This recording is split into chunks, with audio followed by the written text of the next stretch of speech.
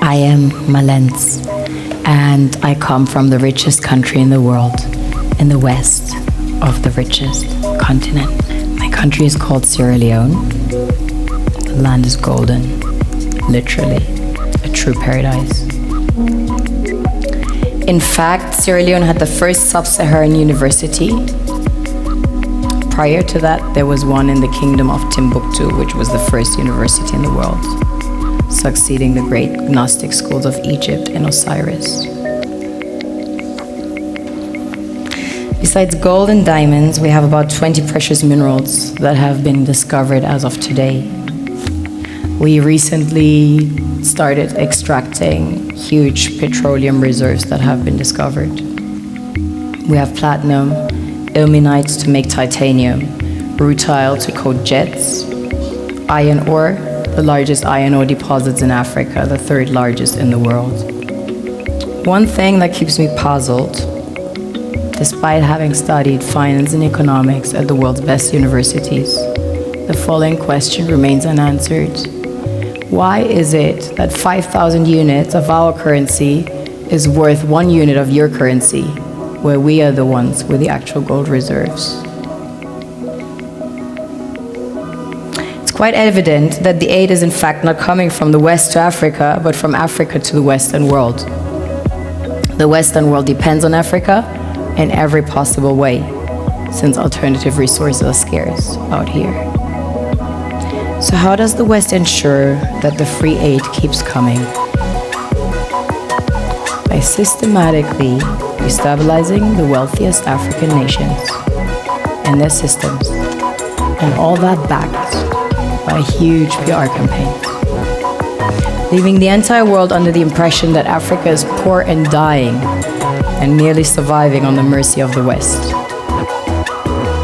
Well done, Oxfam, UNICEF, Red Cross, Life Aid, and all the other organizations that continuously run multi-million-dollar advertisement campaigns depicting charity porn to sustain that image of Africa globally. Ad campaigns paid for by innocent people under the impression to help with their donations. While one hand gives under the flashing lights of cameras, the other takes in the shadows. We all know the dollar is worthless, while the euro is merely charged with German intellect and technology, and maybe some Italian pasta. How can one expect donations from nations that have so little? It is super sweet of you to come with your colored paper in exchange for our gold and diamonds. But instead, you should come empty-handed, filled with integrity and honor. That what? Yeah, I just got back from Egypt, and it's funny, my brother just went as well. So he went straight after me, and he just got back about a week ago now. Mm-hmm. And he said the same thing that I said when I got back. And what did you say? Well, so we both had a pleasant experience when it came to obviously seeing the ancient, monuments and artifacts and kind of interacting with African history, for want of a better word. But we both came back feeling quite similar about the demographic. And we were in Cairo, bear in mind. We didn't go to like Luxor and Aswan. So we only got a kind of, we understand that we got the very commercial arm and the very tourist centered arm. And also the arm of, conquest and migration and colonization, because the people you meet in Cairo are mostly from the Ottoman Empire. They're Europeans, they're not original Egyptians. Well, I think you just hit the nail on the head of what I was beating around the bush in saying in that. Of course it alters the experience, Yeah, You'll it does. When you get to a temple in Luxor, because they carried in their lineage and DNA the ritual and the traditions and the connection to these rituals they will convey it and encourage you to pray in these spaces.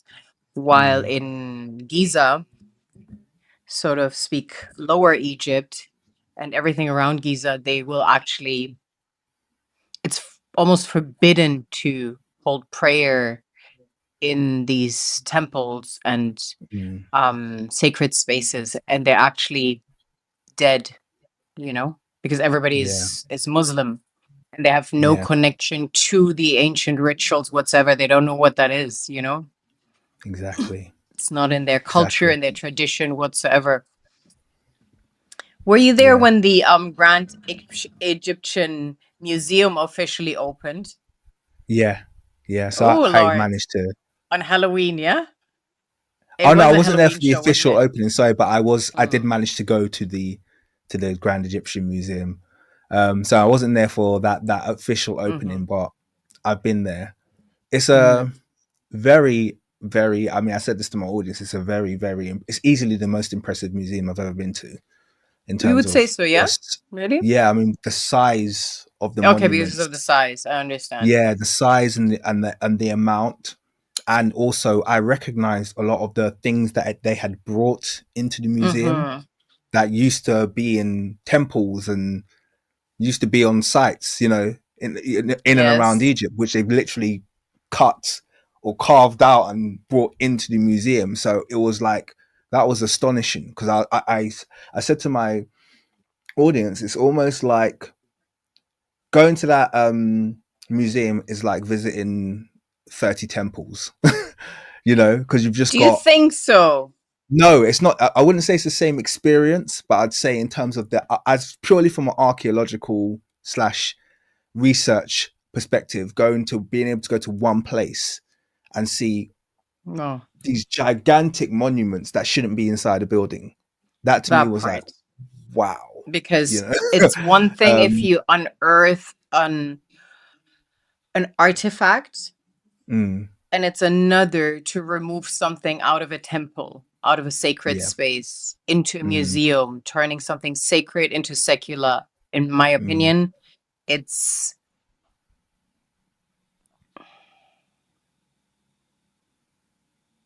I don't even have a word for it, but mm, it's the most unholy thing you can do, mm, which I understand from a Muslim perspective, mm, Islamic perspective, is not a violation because they consider this, to them, these are idols, you know, mm, and objects as a result. And the only connection is literally to capitalize on it, you know, mm, and look at it as objects, artifacts. But I would agree with you in terms of size. It is the yeah, largest museum in the world. But in terms of arrangement, mm. you have the feeling you're in a H&M window shopping. It's an You know, the exhibition. way, yeah, they Mm, arrange the statues, nothing is matching. You yeah, understand somebody didn't understand the intention and the purpose behind the artifacts and what they actually symbolize. It's just randomly arranged, you know, mm. as if they got a visual merchandiser to do it. I'm talking I about the entirely agree with you. statues specifically. And I think what you've just touched, that dichotomy that you've just touched on there, Mm-hmm. is exact. It kind of summarizes what my experience was, and what I Mm, was talking about earlier when I said my brother went and he had the same experience as me.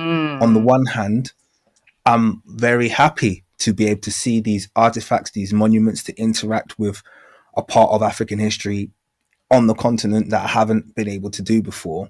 But on the other hand, I'm having the most negative experience in terms of human interactions and in terms of mm. respect of African culture, probably that Yeah, I've ever experienced. I yeah. said I said to my brother, I probably will never go Cairo again unless I absolutely have Oh, to. wow. Like I Mm. literally did not, like, everybody is just on a grift there, and that sounds really mean, but everyone is just on a grift. It's very much every aspect of existence has been monetized in in those, in those square miles that I kind of like visited. That you It's just touched. everything has been monetized. Like there's anything that they haven't managed to squeeze money out of, they'll figure out a way. It's like even just get into the museum and they have a literal army of 50 Egyptologists ready to take you on this tour, and they are speaking every single language under the sun.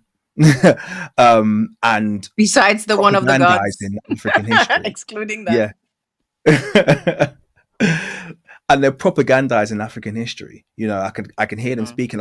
One of the things that really bothered me actually, and some people have said to me, why does this bother you? And I say, look, even let's push academics to the side. I mean, let's push whose history it is and all of that kind of like personal, even the spiritual stuff. Let's just push that all to the side and just speak on a very kind of like objective academic perspective. If I'm doing a tour or a British curator is doing a tour around the British Museum and they're showing people, you know, paintings of Henry VIII and William the Conqueror or whoever it is, they won't be taking them around and saying, we did this and then we did that and then we did this and then we did. They won't use that kind of language. They'll say, well, the Tudors did this and then this happened and then the Celts did this and then this happened and then the Romans did this and then this happened. When I was in Egypt, every single Egyptologist uses the word we to describe every single situation, every single interaction. We were the first to do this and then we did this and we did that. And I'm just like, it made me feel kind of sick, if I'm going to be totally honest with you. It was really, because what it was, it just felt like a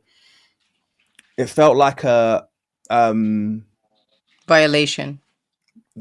Violation, and it felt like they were drawing up, you know, like battle, kind of like, we are claiming this is ours.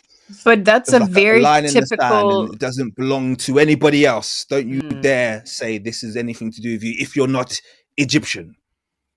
And I didn't Well, like but it. that's a European modus operandi.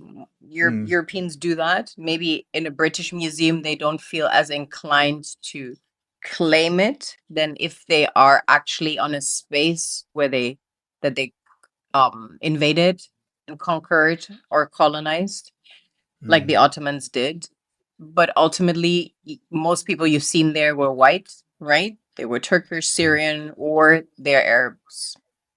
So for them to claim proximity to greatness is an act of desperation, right? Because ultimately, how come your father, your grandfather, your great great grandfather, if this was really you, is not practicing these rituals? Nobody can tell me that you originate from the greatest culture mankind has seen and you just abandon everything. And then you adopt a new age religion that's not even 2,000 years old, like very, very recent. That, yes, the stories are beautiful. I really appreciate the Quran. I listen to it a lot, right? But in comparison with what the ancient Egyptians left behind, where we literally have proof, where I know this was the chair of Queen Tai, this was the sandal of King Tut, this was the whatever of his grandfather. People who lived thousands and thousands of years prior to Muhammad, to Jesus, to all these figures that are put on pedestals where we don't know for a fact whether they existed. It's based on faith. It is called faith. It's a lot of feel-good stories that we've been told and we have to believe in, right? It's like, when do we graduate out of story time? I mean, we're not toddlers, you know? So it's like, you can't tell me that this is your lineage and you abandon this for some new age religion, you know, that's not in any capacity as sophisticated as what we see there. You know, it's interesting that you touched on that, because I recently had a discussion, or was having a discussion with a Egyptian on my channel, and this Mm-hmm. topic came up, and just by happenstance of our conversation, you know, the spreading of Islam across Africa is, it's not unique to that Mm-hmm. region. You know, we have a Mm-hmm. lot of Islam in Africa, just like we have a lot of Christianity. Mm-hmm. But what you touched on there is key, because what you touched on there is the why, in the case of Egypt, was there a total abandonment of native language and culture? Because Islam Mm-hmm. spread all across Africa with Yeah. the same Correct. degree of violence, the same Yeah. degree of conquering, the same degree Yes. of perhaps even xenophobia when it came with the Yeah. Ottomans. But what Yeah. you didn't get was the abandonment of native languages Exactly. and the abandonment of culture. People held on Impossible. to those. Even other Yes. states in North Africa held on to their native languages and they held Completely. on to their culture. But in the case of Egypt, the people who had the richest culture and had the largest reason to hold on to these things, they for some reason abandoned it entirely, and you claim that there was no change of demographic. And to Well, me, just like you said there, that doesn't hold water. Everything points to the fact that you those people who hold on to Arab culture likely have descent from Europe and it's parts of not the Middle East. likely. Yeah, Every Egyptian that I've seen online or I know in person that has done a ancestry DNA test will verify that they're not from there. Okay, so this is yeah, not. I don't even know why we're debating it. This is very well yeah, documented. You know, they have yeah, established monuments. There's huge monuments that the Ottomans established. You know, mm, so it's not like a maybe. It's not like a yeah, maybe. Maybe Muhammad lived or maybe Jesus lived. yeah. This is very well documented. So, You have to excuse my I speak that way mhm. because I kind of I've learned to speak that way, and I think it's a thing that's kind of come with the way I kind of like write papers and write books. But I Oh, totally okay. agree with you, by the way. But yeah. So it's not, there's, in my mind, there's not a maybe, but I always have to Mm. leave a little room for probability or possibility, Why? even if I know that's not the case. So I do 100% agree with you, by the way, just to be clear. I definitely agree Yeah, with you. we leave probability when we don't know. Okay, Mm, let's say we don't know which guest you might interview in 3 months, but right now we know Mallence is here. Yeah, this mm, is documented. We've recorded it. There it says Mallence on the screen. So we don't need now to guess and leave a little room for probability. yeah, We can leave probability. Is Jesus in the house? Are we going to pray and maybe call in Archangel Michael? There is room for probability whether they're yeah, in this room or not.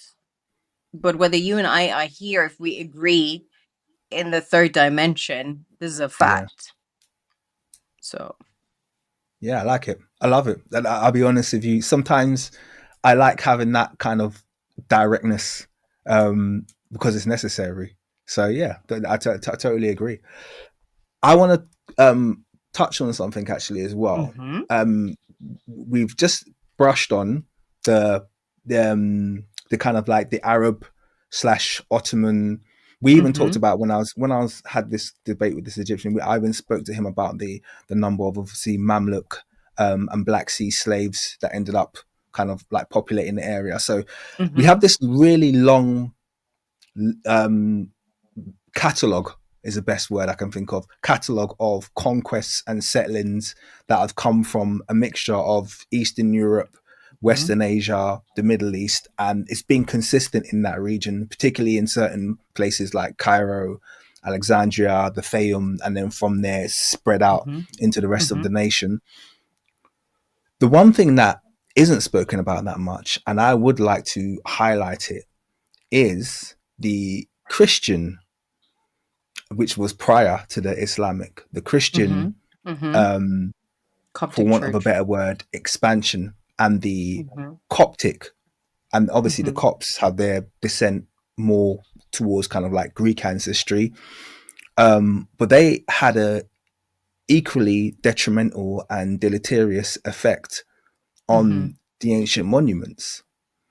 And there Yes, is you're this kind right. of modern, I'm going to say revisionism, sorry, this modern attempt to claim that the Copts are the true Egyptians, and they're the purest of the pure Egypt. That's the modern. That's what a lot of these modern genetic tests are attempting to claim by compare. By the way, by comparing Coptic DNA with Greek DNA, which which is obviously going to give you that outcome because that's where a lot of their descent comes from. But what they don't like to talk about is the damaging effect that the Copts had on ancient monuments. They were like the first people to kind of go in there and carve crosses and get rid of unks and Mm-hmm. start damaging statues. And Yeah. that's never spoken about. It's like we are very rightfully so hard on the kind of Arab Islamic effect, but I think We're there's not there's an hard on argument to say it. We're that just yeah, acknowledging it. yeah, So let's absolutely. literally be very intentional with our language. We're not hard Mm, on nobody.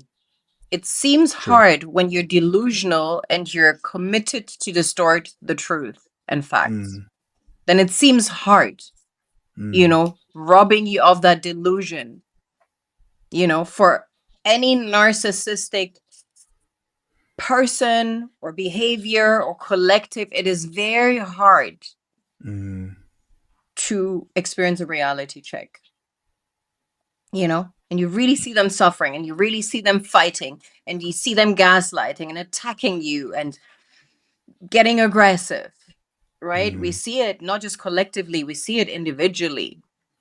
We see it with patriarchy. It's crumbling. Men are fighting, instead of accepting the truth. There is a problem here. It affects all of us, not just the mm, female. And it's, however, not us being hard. It's mm. us being honest.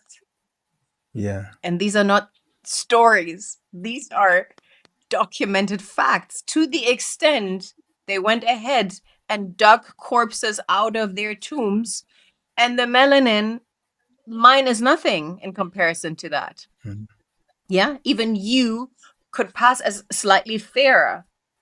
Yeah, when we see mm. like the melanin in the body of Queen Taye, and a lot of people argue, Yeah. okay, these mummies throughout time they darken, but when we look at Asian mummies, the skin is snow white. So this is also a Yes. misconception. Yeah. It's like you can't argue. I mean, you can argue with fools, but I think we have more important things to do. We have to reclaim our stories. We have to remember in order to reimagine our futures. And that is way more important than to argue with those committed holding on to a lie. The days are counted. Have your story time for now. But Mm, number one, we understand that everything in this cosmos returns to its origin, right? We all come from the Black woman. We all come from Africa, and everything will return to its original form. Everything will be melanated by the turn of the century. So I'm not sure why they're arguing this is us and this and that. It's not you guys. You did other things, we can clap for, but mm, it wasn't the pyramids. It wasn't the Temple of Luxor. It wasn't Karnak either. So you've built beautiful mosques. I mean, we can admire the mosques that we see in Persia and Iran, present day Iraq. We can also acknowledge that this empire managed to conquer Egypt, right? And introduce part of mm, their culture. But it's just not the pyramids. I mean, I love other beautiful mm, things that come from that region, and culture they preserve, be it hammam, be it these kind of things are beautiful, that they mm, preserve this. But I'm not going to argue now about who built the pyramid or whether that was Cleopatra personified by Elizabeth Taylor and somebody else by, I don't know, another American actor. I'm not going to debate that. If that is all you know, then that's on you, you know? And if you choose to remain uneducated, then that's on you too. But I don't have to water down my truth in order to accommodate your delusion and the harshness in which you may experience the reality check. You know what? That's very balanced because we're not hard enough. It's the reality. It's not hard. We're And I not think honest you do enough. experience. It's not Yeah, hard. Hard is the wrong word because hard sounds yeah, you want to harm somebody or yeah, you know, battle. We're not here to battle. It's just an acknowledgement of truth. And we see how certain artifacts and wall paintings, reliefs are whitewashed. And I've seen it with my own eyes. I oh yeah, once, years ago, long time ago, was walking around Karnak Temple and I got a little lost in the back. And I just walked into a room and I saw them doing it there and then, you yeah, know? And we have enough imagery, we have social media. We also yeah. have the tool of AI that allows melanated people to visually narrate their stories. We no longer need to wait for Hollywood to shoot another movie. And yes, you can shoot about Cleopatra because we don't really care for Cleopatra. You know, I mean, people They claim, oh, think she we was a do. famous. Sorry. I said they think we do. They always bring her up. Okay, It's like but look at her we as a don't talk woman. about Cleopatra. She jumped from man to man to man to man. That's not even in the constituency of the Egyptian queens. Did you see Queen Taye? A little affair over here and a little over here and over here. And no, you know, there's not a single African queen that was associated with men all over the place. Sorry, Yeah, you know. So I yeah. don't No, I'm think with you. that this And is I've like something to applaud, you know, what she did, manipulation and luring a man and another man. And this is like, you know, giving this title to, let's say, a modern day, and no disrespect, they have their place, but let's say a Cardi B or a is very different from a Sade. You just cannot compare the two. And so for people to really assume Cleopatra had anything to do with this culture, just assess her behavior. You know, it's a lot of absolutely. fuckery. It's literally undignified. You know, I had nothing to Yeah. do with a queen-like behavior. She emulated what she found there a little bit, and then she literally jumped from man to man to man. And people think, It's a wow. very fair assessment. I mean, shout out Sade. Just for Half reference Nigerian. sake, to just for Yeah. people to a little bit put things into perspective. You know? I think that's important as well because obviously we're looking at Cleopatra, who was at the end of the Ptolemaic rulership. Yeah. So that's 300 years of foreign rulership from Greece, and she was at the tail end of that, just before the Romans conquered and Yeah, started but doing their millennia thing. after the building of the great monuments, I think And that's what people fail to exactly realize. Right? a whole 1,000, a whole like almost plus 1,000 years after the New Kingdom. And Yes. I don't think But people the really reference point fathom for people that. are the pyramids. People don't know what is Old Kingdom, New Kingdom.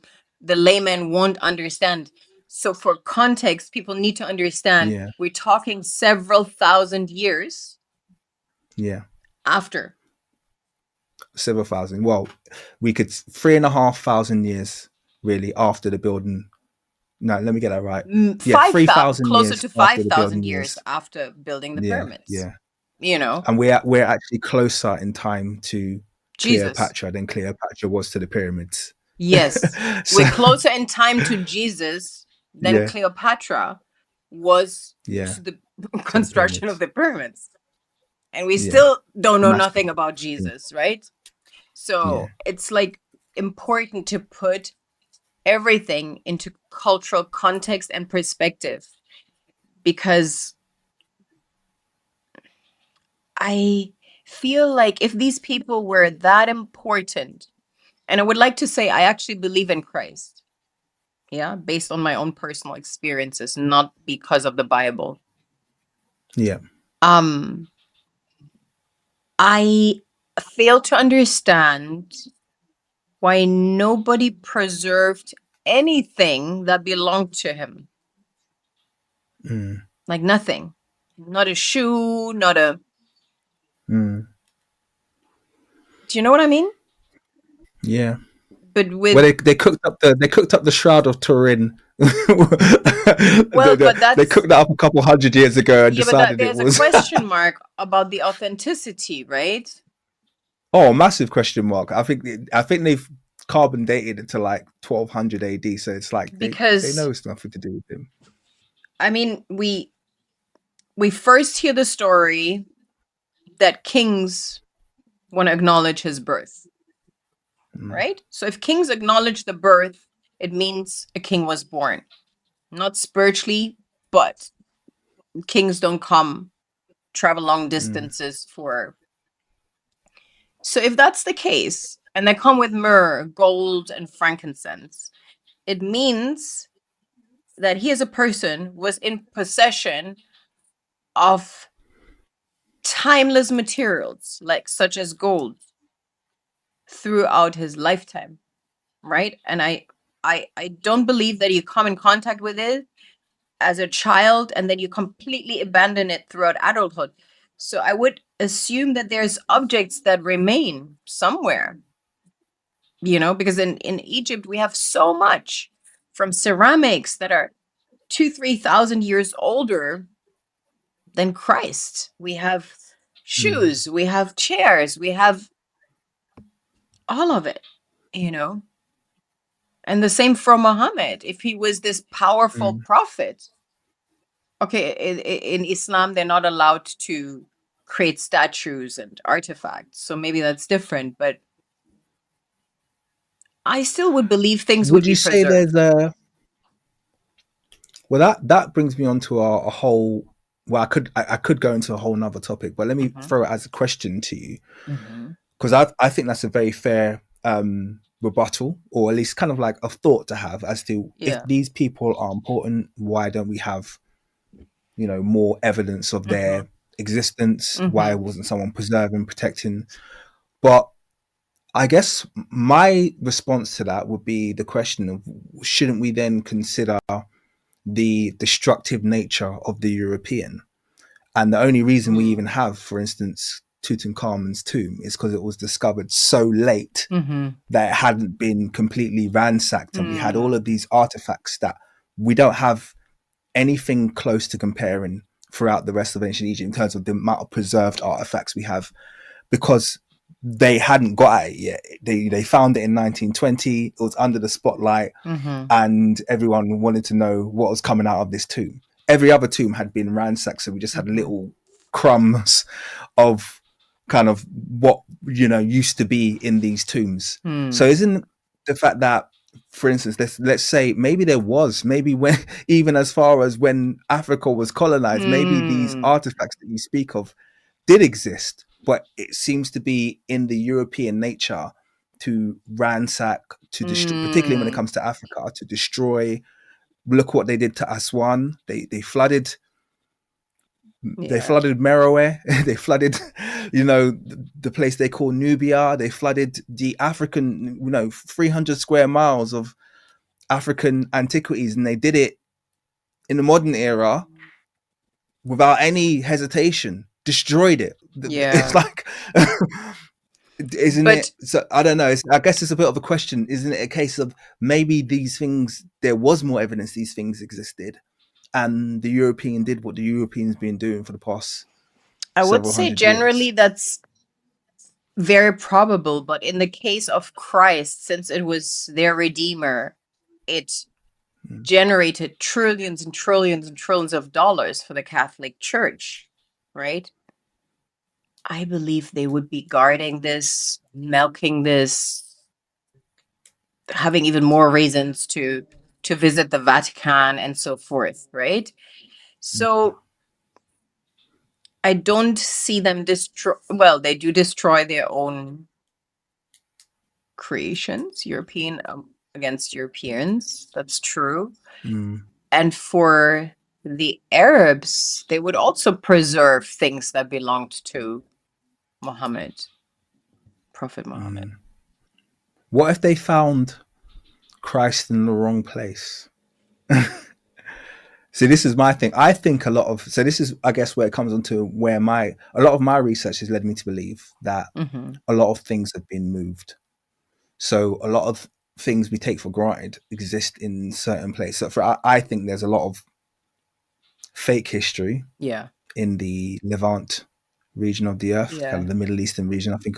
And I think there's a lot of things that took place on the African continent, which is why they spent such a long time renaming. I mean, you're half Sierra Exactly. Leonean, and you know that's Mm-hmm. not the original name. Yeah. They spent so much time renaming African places 100%. because they wanted to distract people from the fact that a lot of these events, sometimes biblical events, took place on the African continent. I mean, they did So what according if to the Christ was Bible, founded? but they Yeah. didn't change the entire Bible, right? Because when you Mm, really read it and really dig into it, and then when you look at maps that are older, 1400-ish, you see even yeah. the rivers, you see even, it's all been scrambled around, right? Then you Yeah. actually see that a lot of these places were in Central and West Africa, Mm, a lot of the yeah. biblical places. But So if they found Christ there, it wouldn't survive, would it? That's my. But by the way, not arguing because I'm not Christian and I'm not in any ways kind of like leaning towards that kind of I Abrahamic faiths, but just a I'm not thought. sure if I believe if they had, we would know. But the fact that they also had tombs means that they were following the tradition of the ancients, Hmm. of the ancient Egyptians, right? Because, I mean, when he had his resurrection, it was a tomb, right? He didn't come out of a Hmm. coffin, out of a grave, of a cross, out of a tomb, right? So they had the tradition of embalming, which was also, like taken from the ancient Egyptians. So these traditions existed. I mean, we don't hear about mummification, but we hear about the tomb. So I don't think they found the tomb of Christ. That's fair. It's just yeah, it's just something to throw out there. I guess I've learned to be very I've just learned that the amount of erasure that has taken place on the Mm-hmm. African continent, I leave every door open when Yeah, it comes to possibilities yeah, because so much has just been deliberately erased that I can't trust that. Yeah, I can't trust that if they found something, I would know about it because it's there's true. stuff they found that I know about and they still Yeah, it's destroyed. true. It just doesn't exist It's anymore. true. So yeah, I guess yeah, it's just that's just yeah where my Well, mind goes. possibly I want to. Ethiopia, because I mean, they're very rooted in that faith and tradition. Mm, And it seems to be that their faith is unwavering. So what are they holding on to? mm. I mean, maybe. Do you read the Ethiopian? Do you read the Bible? I mean, I'm interested. If you say you believe Partially. in Christ, I want to dig down a little bit. Do you read Um, the Bible, Ethiopian or otherwise? I've tapped into various versions of the Bible. Mm, As I said before, these are all interesting stories. mm, I wouldn't say they're all beautiful. I find that the Abrahamic religions have a very satanic element, in my opinion, mm, because a lot is rooted in human sacrifice mm, and the consumption of blood, mm, of human blood. And mm, I'm absolutely rebuke that with the entirety of my spirit. And I was, as a child, I would call it abuse because I was taken to the church and mm, indoctrinated with these stories Sunday after Sunday, made to drink the makeshift blood of Christ.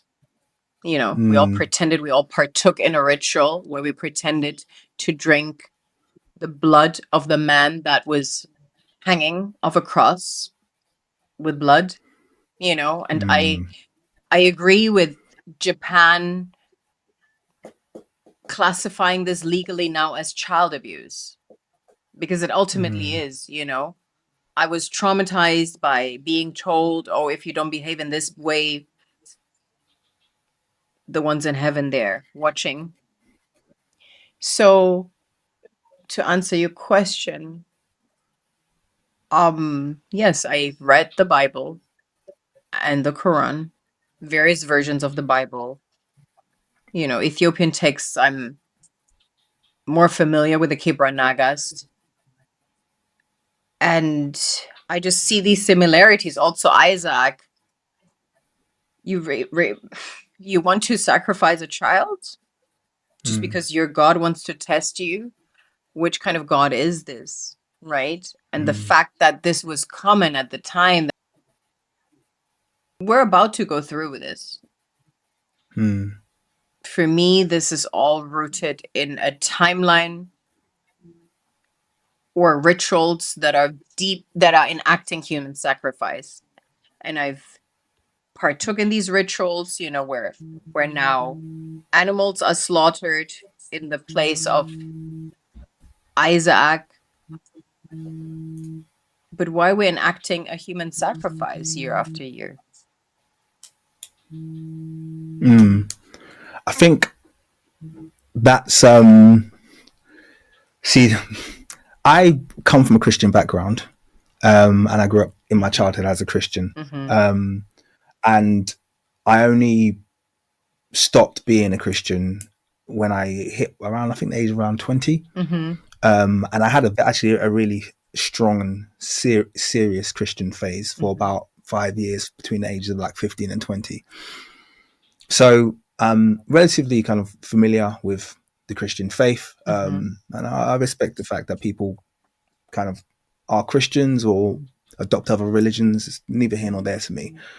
But the one thing that I would say is that one of the things I held on to is that I felt the words of Christ that had been preserved in the ones that we have, at least, because I think the Bible's highly selected and tampered, and I have all Mm-hmm. of these issues of transliteration. But one thing I was able to recognize, and that has been strengthened as my knowledge in Kemet has grown, is that the words of Christ and the behavior of Christ Mm-hmm. is African spirituality, African philosophy, specifically the words of Jesus. Mm-hmm. He uses parables, which is an African Mm-hmm. storytelling technique. It's not something that people kind of outside of Africa are very familiar with using parables, kind of like zoomorphication and creating pictures, and kind of hiding spiritual truths behind stories. This is something that we actually see in the Kemetic pantheon, in the Kemetic religion, so to Mm-hmm. speak. You know, every single netta hides Yeah. principles, scientific principles, spiritual principles hidden behind this story, Mm-hmm. and that's a storytelling technique that Jesus used throughout Mm-hmm. his, throughout all of the stories that he told in the Bible. And it's something that we do on the African continent a lot. It's how, a lot of people, Yeah. African storytelling is based on this technique. So I instantly have always recognized that. And I was like, this is the same method of storytelling that's being used there. And I guess in that regard, a lot of Jesus's words have always remained with me as kind of like, no, there's truth in this. I can not be a part of this system, but still appreciate that there's some really good and true content here that you can apply to your life. So yeah, I guess I kind of resonate in that regard. And another thing that it got me thinking, I'm going to give you one of my kind of more fringe theories here, but you spoke about the kind of the satanic element. Yeah. And knowing the origins now of most of these religions, Yahweh, or the Old Testament God, would have existed at a time amongst all other lots of other different, for want of a better word, religions, systems. He would have existed as one amongst many. And he even speaks, if you even look at, he even speaks of that, the fact that he was one amongst many, because he said he was a jealous God. But if you look at the characteristics of Yahweh, and I've done a bit of research to kind of support this as well, but I want to see what you thought of it. I actually think that God of the Old Testament has a place in the wider pantheon, but he's not supposed to be worshipped alone, if that makes sense. I think get that's you. been one of Oh, the biggest. interesting perspective. Yeah. So he's not supposed to be worshipped alone. He belongs in a kind of like a pantheon, just like all the other netos that they had in ancient Egypt.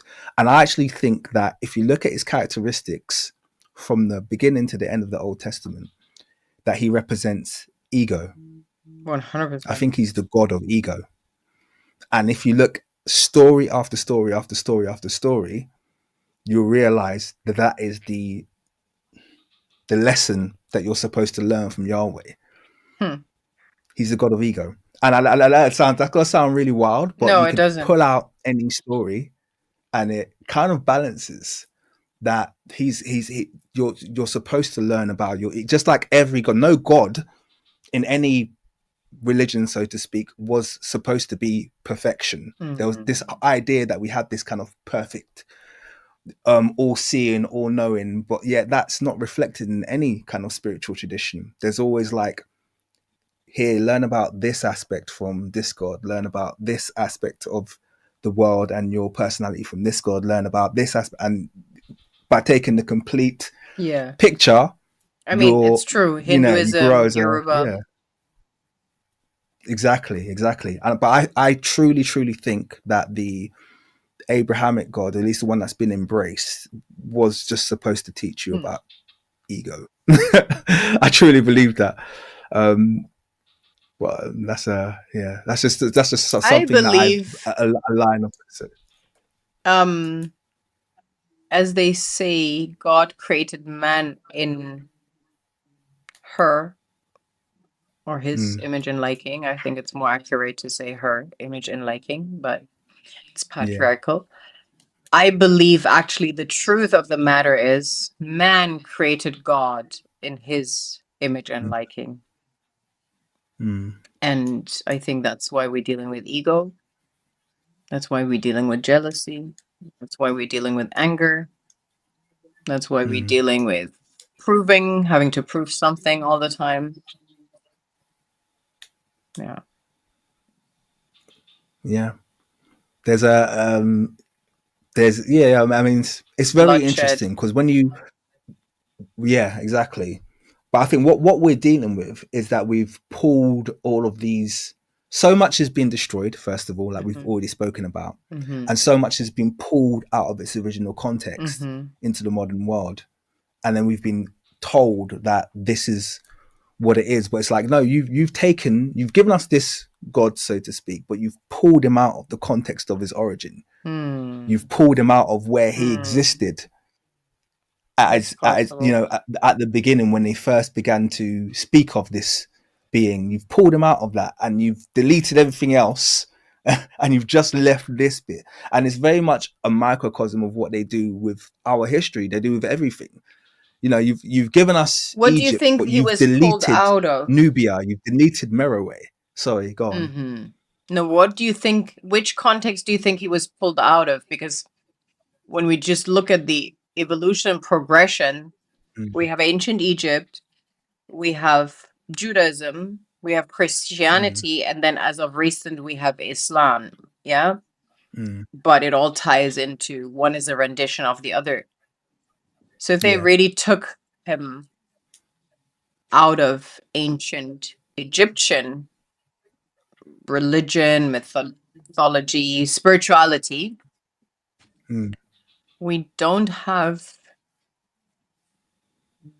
these characteristics. Well, a little bit.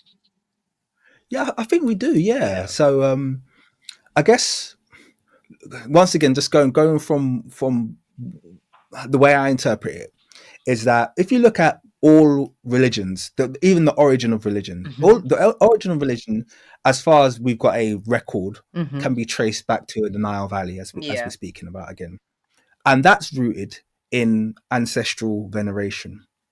All religions. So if you look at all of the gods in the Egyptian pantheon, so to speak, for want of a better word, they're all ancestors who passed, and this is something that continues to this day in Africa. We always venerate and respect our Yes. ancestors, and this is something that didn't actually stop because queens, great queens, and great kings continue to pass into the pantheon. Yeah. So you have Queen T, like you were mentioning earlier, she continued to be venerated into the 19th dynasty. Yeah. You know, so she became, we kind of focus on these kind of high level ones that Egyptologists talk about: Isis, Osiris, you know, Amen, Aten, because we see their names. But actually that practice didn't stop. Egypt in ancient Egypt, they continued to, as great people continued to pass, they continued to pass into the pantheons and be venerated for the different attributes and the different things that they did. So if you look at the birth of the Greek religion, so to speak, all they've done is they've taken a load of the characters and attributes and then they've given them new names. Yeah. But they're continuing this whole idea of ancestral veneration. Yeah. So going to your question about where you think kind of like the Abrahamic faiths fit, I think that's how they fit. I think it's very likely you might have had an ancestor. I think some historians have related it to a I can't remember. I can't remember what region it was. It might be an Assyrian god called El or something like that. Yes. I could be wrong about the location, but El is where they say Yahweh, kind of the original proto version of Yahweh was. But the point being that it was likely an ancestor. If we look at the origin of all of these faiths, it was likely someone who lived, who then someone thought it was a good idea to base some kind of a belief system or a few spiritual acts based on the life of this person, and then it kind of grows and flowers into something much bigger. And I actually think that was the case. So I think that's the case. But I think if once again my context would be it has to sit within the pantheon, otherwise you don't get the balance. You don't get the science. It's like trying to understand science and only looking at one element in the periodic table or something like that. Do you know what I mean? And basing everything upon that. And that's kind of what we've done with the Abrahamic faiths. They've kind of just taken this one and said, because he said, I am jealous and worship no other than me, not understanding that was a projection of the ego, and instead thinking that was an actual commandment, they've destroyed everything. Whereas it's a very interesting perspective. I've never really looked at it like that. Yeah. But it does make sense ultimately. I always look at the origin story of each religion or progression of the religion, and the ultimate origin story in ancient Kemet is everything starts, as I mentioned before, everything goes back to the origin, and we go back to our origin in the stars. In other stories, we just go to heaven, and then there is paradise or being cast out of paradise and not allowed re-entry. But yeah, I always look at the origin story, you know, and that's consistently heaven.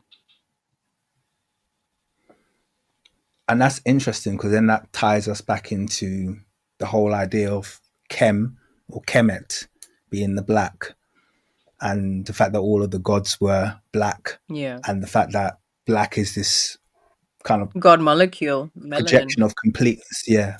So what is heaven then? Is heaven returning to the black, i.e. this situation of complete? It's, yeah, I don't know. Well, I would say interesting. we return to the heavens because the soul, the stars, ascends. And I believe personally, not because of what I've read, also again, based on my personal experiences that a lot of people will not share because they're exclusively mine. There are different heavens on different frequencies. And I don't believe we're all originate from the same heaven, but we will return to the very heaven we originate from. Our soul will return there, and then maybe we have other lives, maybe here again or elsewhere. But the return to the heaven, I very much am convinced of that. This is a great way to start our conversation. I have to say, I literally I got this like little list of things that I wanted to go through with you, but I'm so glad we started here. Okay. Because yeah, it's just a conversation I don't get to have this. That I don't talk spiritual at all. Oh, I don't really? get to have this conversation. Oh. I guess no, not on my channel anyway. I always keep it very. But I think you've just, yeah, I don't know. Maybe it's the way, maybe it's your energy, something about the way you asked. But I felt at liberty to have this conversation. It's a nice way to start. Yeah, and ultimately everything happens in the spirit world before it even condenses. You know what I mean? So we forget, and it's good that we're living in the material in the third dimension, but it's also always good. People speak of grounding and anchoring, but I think you need to be anchored this way and this way, you know. Your spirit needs to be anchored as well. And no, I agree with you definitely about what you said. The value in the words of wisdom of the prophets, you know. So I understand why people gravitate to that energy more than the words, I would say, and need it because they're not anchored here. Or maybe it's a tool that helps them to anchor here. I don't know. But I understand why people gravitate to it. And I understand it too, because it's even like going back to the point that I said regarding the words of Jesus, I still gravitate towards them. But I also have acknowledged that one of the reasons that happens is because it's all we have left. You know, so much is being destroyed, and so much is kind of like, I think so much of the world's imbalance comes from the fact that we have so little of the balance. It's impossible to be balanced when the completeness of what was, all we have is like 1% of that, and we're governing all of our spirituality. I think that's why some of these faiths end up being so imbalanced. It's because it's kind of like, well, how else were you going to be complete if they, you know, people from the past have taken 99% of what those people understood, destroyed it, and just left you with 1%, and then said, "Figure it out from here." I For think instance, that's here's the Bible. not the reason for the imbalance. Go on. The feminine was removed. That's the reason for the imbalance. you know, because if you ultimately anchor and connect, you can like kind of summon any all information, right? Yeah. From any possible timeline or whatever. Our spirits have that capacity, but we don't go this way, right? How often do you sit and you actually observe the sky? How often do you allow your soul to leave the body? Right? We're so focused on here and the material. So I think that has nothing to do with the imbalance. The world will be balanced when the feminine will literally be able to hold that side of the scale, you know? It's like presently, you know, we know there's so many systems in place that oppresses the feminine, not just women, the earth, everything that's created. And so in religion, in the Abrahamic religion, the feminine has no space because Rahman, the Rahim, is the root is the womb, right? And how come it was reintroduced there? Because that came way after Judaism. Interesting. I've no idea, but that's interesting. So maybe they maybe they acknowledged the imbalance or weren't aware of it. But I just Maybe it was found that preserved in their fascinating. language because they do not acknowledge the they also removed the feminine pretty much. They're not acknowledging it. They're praying to a male. They assume Allah is masculine. Yeah. And so strange because the Trinity cannot be holy without the feminine. Yeah. Well, they have an all-male Trinity, which is but it's not whole. as you It's not holy. yeah. Well, of course, it's not because it's a bastardization of the Yeah. Kemetic Trinity, which was balanced. And it's a form That's of perversion. And you see how the perversion is expressing. It's also expressing in these institutions, in the churches, right? We have so much pedophilia, so much abuse of little boys, like rampant, because you remove the feminine.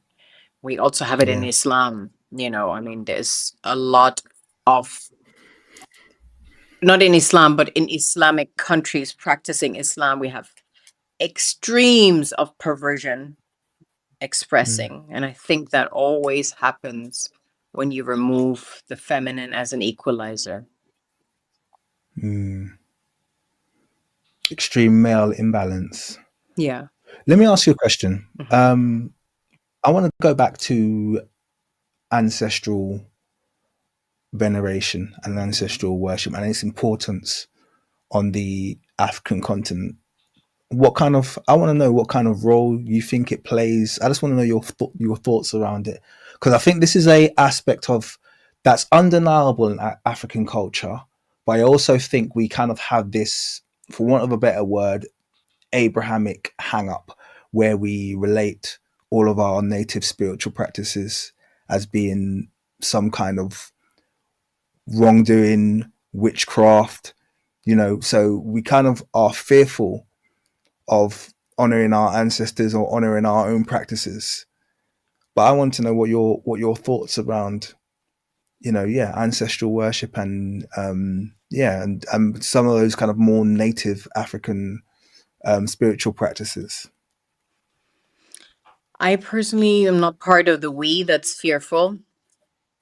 I also would say on the continent, it's very actively practiced, regardless of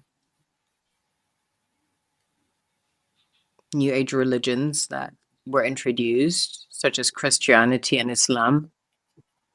And as you mentioned before, it blends into what existed. What existed, you'll never be able to take away from people. And people attest to the power, I mean, Where are you from originally? Nigeria. Okay. Well, my parents are Nigerian. So you're very familiar with the Yoruba. What's your tribe? So, well, Your my dad's from parents. Yoruba. So my dad's from Okay. Ondo State and my mom's from Yesha. Yeah. So you're very familiar with that system of veneration. You understand how it's rooted in the ancestors. I'm sure you're also familiar with voodoo and the power of it, right? And I'm not saying, okay. I wish I knew a bit more. Oh, okay. But I mean, Africans are familiar with it because everybody has attested to things that are supernatural and extremely powerful. I'm not saying everything is of the light, right?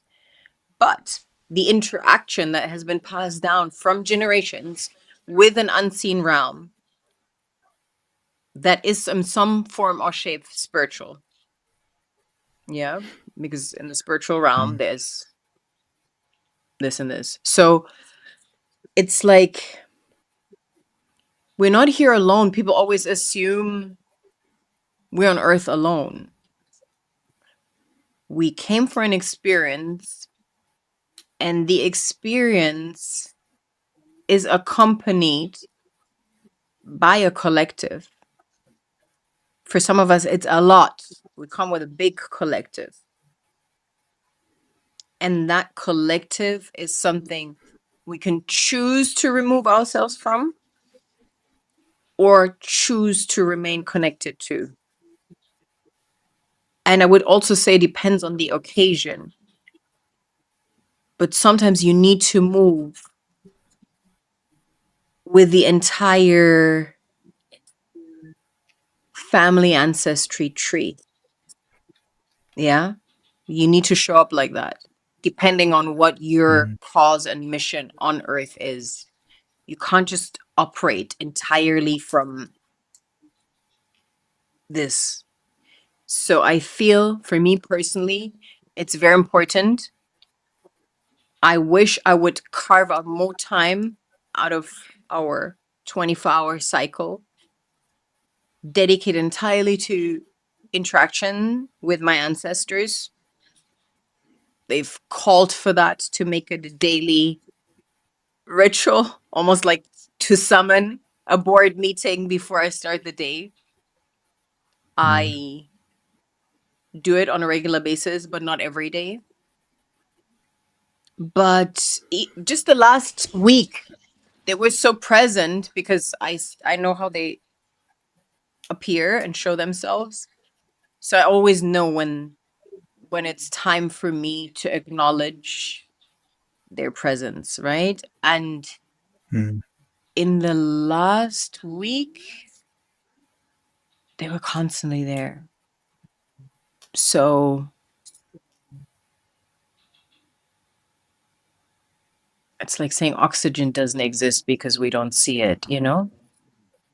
That for me is ancestry because it fuels us. Oxygen fuels us. We don't see it necessarily, but we can if we want to, you know?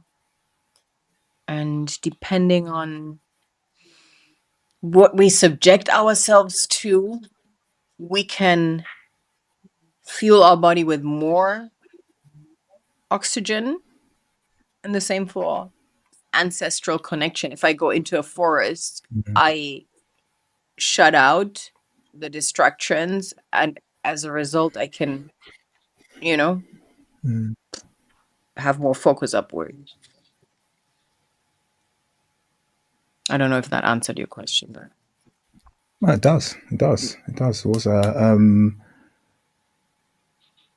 I realized that as you were speaking, I was thinking about the fact that I obviously I do a lot of research, independent research, writing a book at the moment, and people are surprised to know, but I would say 60, maybe 70%, if I'm going to give a rough number, of what I know comes just from the ancestors directly. love this. Directly. So I know it before I research it. Literally, I know Same. 100% the same. Yeah. And sometimes I know, persistency, and that happens so often. I can't even. where I hear these certain words Mm, and I don't know them. I can't make anything out of them. Of course, then I go to Google, I research it, and then later I understand, okay, wow. And so much information is like just bestowed upon me, or drops that are like almost mm, drops that are coming into my spirit. And sometimes it's very specific task. I mean, you invited me into this conversation because you knew of me because of my TED talk. And that was a message entirely conveyed by my ancestors. mm, Entirely. I can't even take credit for it. I didn't even look at the world before like that. I didn't even clock mm. that aid is coming from Africa to the Western world.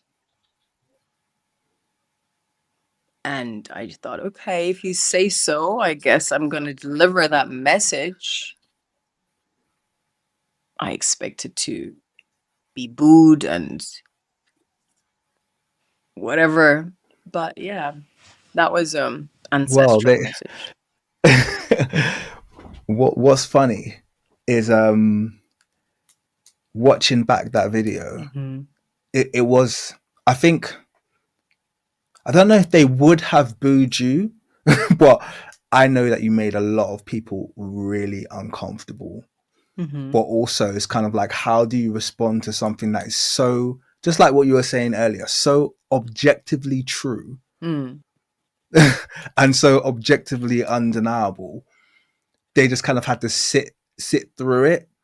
But it was just, there's so much going on, and I want to get into that if that's okay. I'm not sure if I said to you before, but I want to do a little playback if you're all right with that, Mm-hmm. because some of the people on the channel might not be familiar with Mm-hmm. your TED talk, which Mm-hmm. I think is legendary Mm-hmm. and should be um, probably shown to every school, but let's keep it realistic. Should be shown at least to Black children. I Mm-hmm. think just globally, African children No, should just white see it. people is even, it's equally important for them to understand the truth Oh, I know it's important for them, but for I'm saying let's keep it Europeans. realistic, because we all Mm-hmm. know that the Western institutions don't do well with being confronted or accepting the truth. It's not like they're unaware. It's not like politicians are unaware of their dependency on Africa.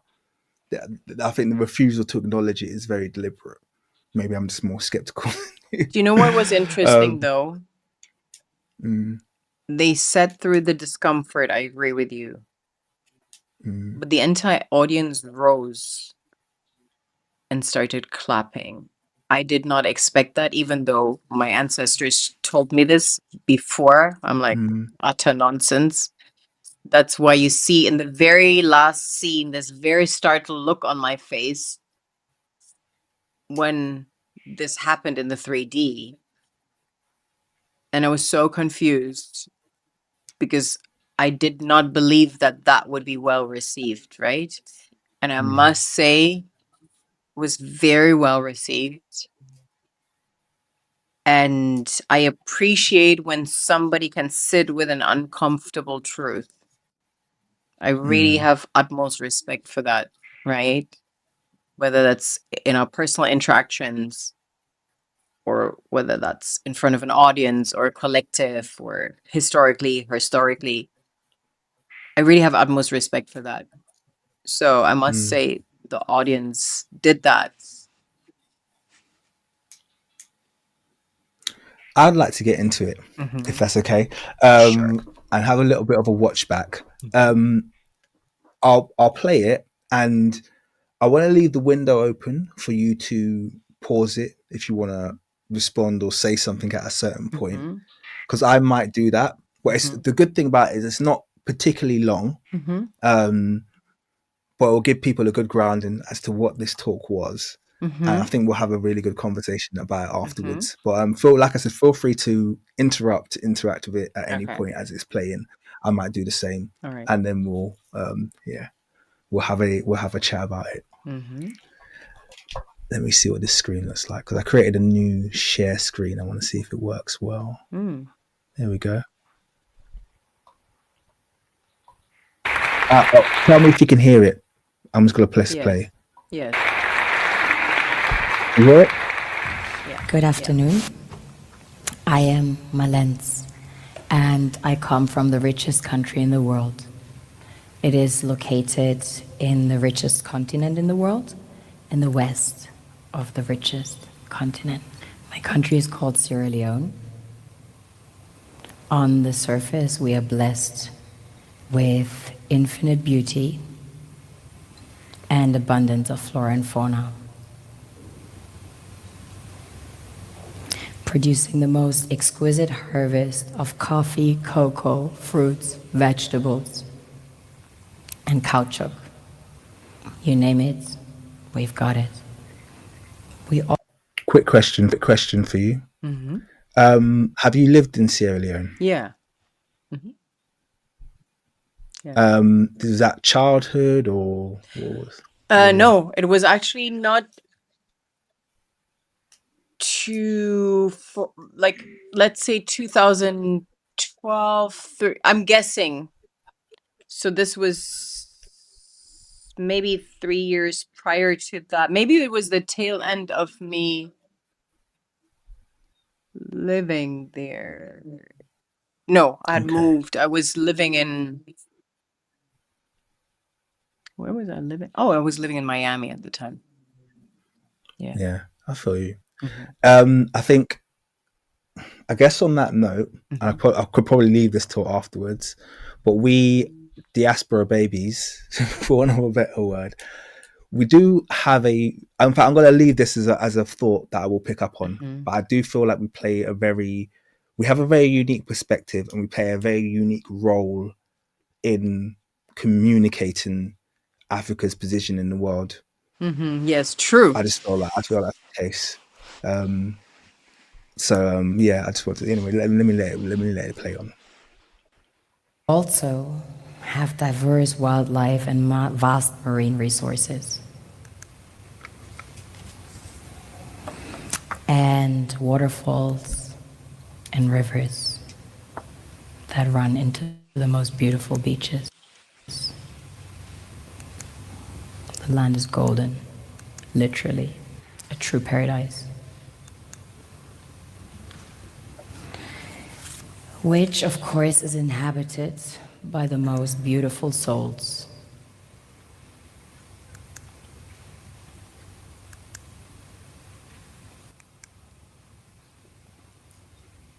We have a very strong cultural heritage. In fact, Sierra Leone had the first sub-Saharan university. Prior to that, there was one in the Kingdom of Timbuktu, which was the first university in the world, succeeding the great Gnostic schools of Egypt and Osiris. On a deeper level, we are blessed with a real... I have to pause there. Sorry. Just on that note regarding universities, 'cause I think this is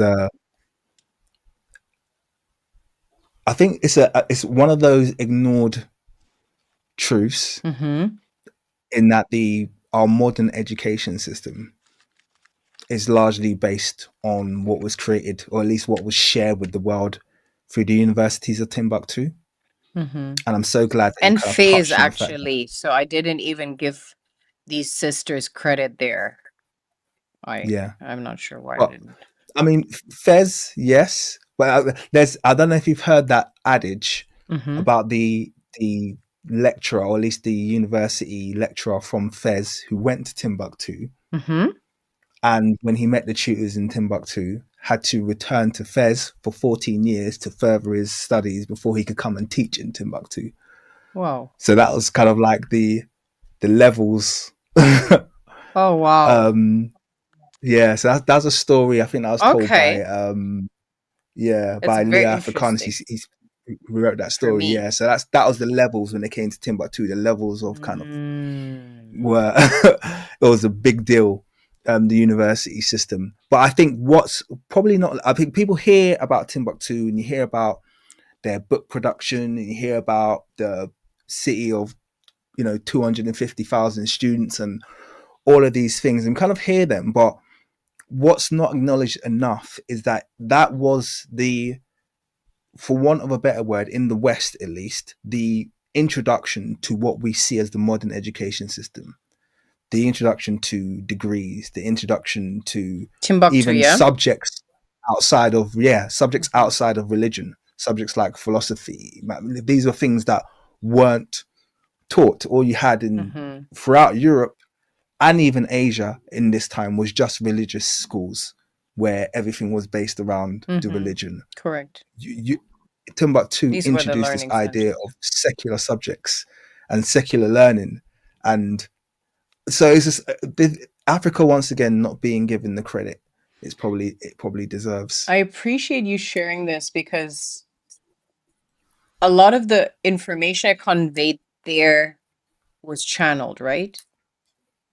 And I would have almost retracted from that point in particular because I felt I didn't give the sisters in Fez, these Tunisian sisters that started the learning center there and apparently introduced the grading system. I felt I didn't give them credit, but based on what you're explaining, the information is actually correct. I feel like it was. And I think there's always credit to be given elsewhere.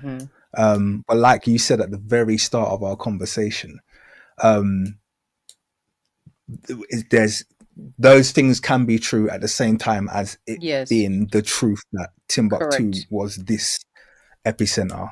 So that's, I thought it was great the way you phrased it. Just like everything I think in this talk, you didn't need to hang on to any point too long. It was just kind of like, and I guess that's maybe the key or the clue that was coming from the ancestors.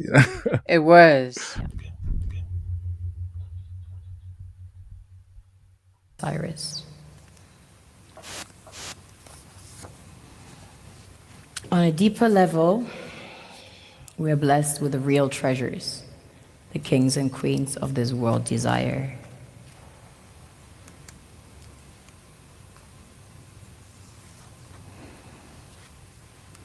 This was the largest alluvial diamond ever found. This was the largest alluvial diamond ever found. It weighs almost 1,000 carats, 969 to be precise. This beauty was found by an old lady in her backyard about 2 years ago, 125 carats. Some people mine gold in their backyards. That's quite common. Besides gold and diamonds, we have about 20 precious minerals that have been discovered as of today. We recently started extracting huge petroleum reserves that have been discovered. We have platinum, ilmenite to make titanium, rutile to coat jets, iron ore, the largest iron ore deposits in Africa, the third largest in the world. Tantalite, also known as coltan, used in your mobile phones and computers, bauxite for aluminum production, zinc, chrome ore, copper, coal, phosphates, potassium, salt, lead, granite, asbestos, nickel, zircon. Furthermore, we have exquisite timber like mahogany, antique, and we have the most beautiful stems in the world. Of course, the West needs Africa's resources most desperately to power airplanes, cell phones, computers, and engines. And the gold and diamonds, of course, a status symbol to determine their powers by their core and to give value to their currencies. One thing that keeps me puzzled, despite having studied finance and economics at the world's best universities, the following question remains unanswered. Why is it that 5,000 units of our currency is worth 1 unit of your currency, where we are the ones with the actual gold reserves? It's quite evident that the aid is in fact not coming from the West to Africa, but from Africa to the Western world. The Western world depends on Africa in every possible way, since alternative resources are scarce out here. So how does the West ensure that the free aid keeps coming?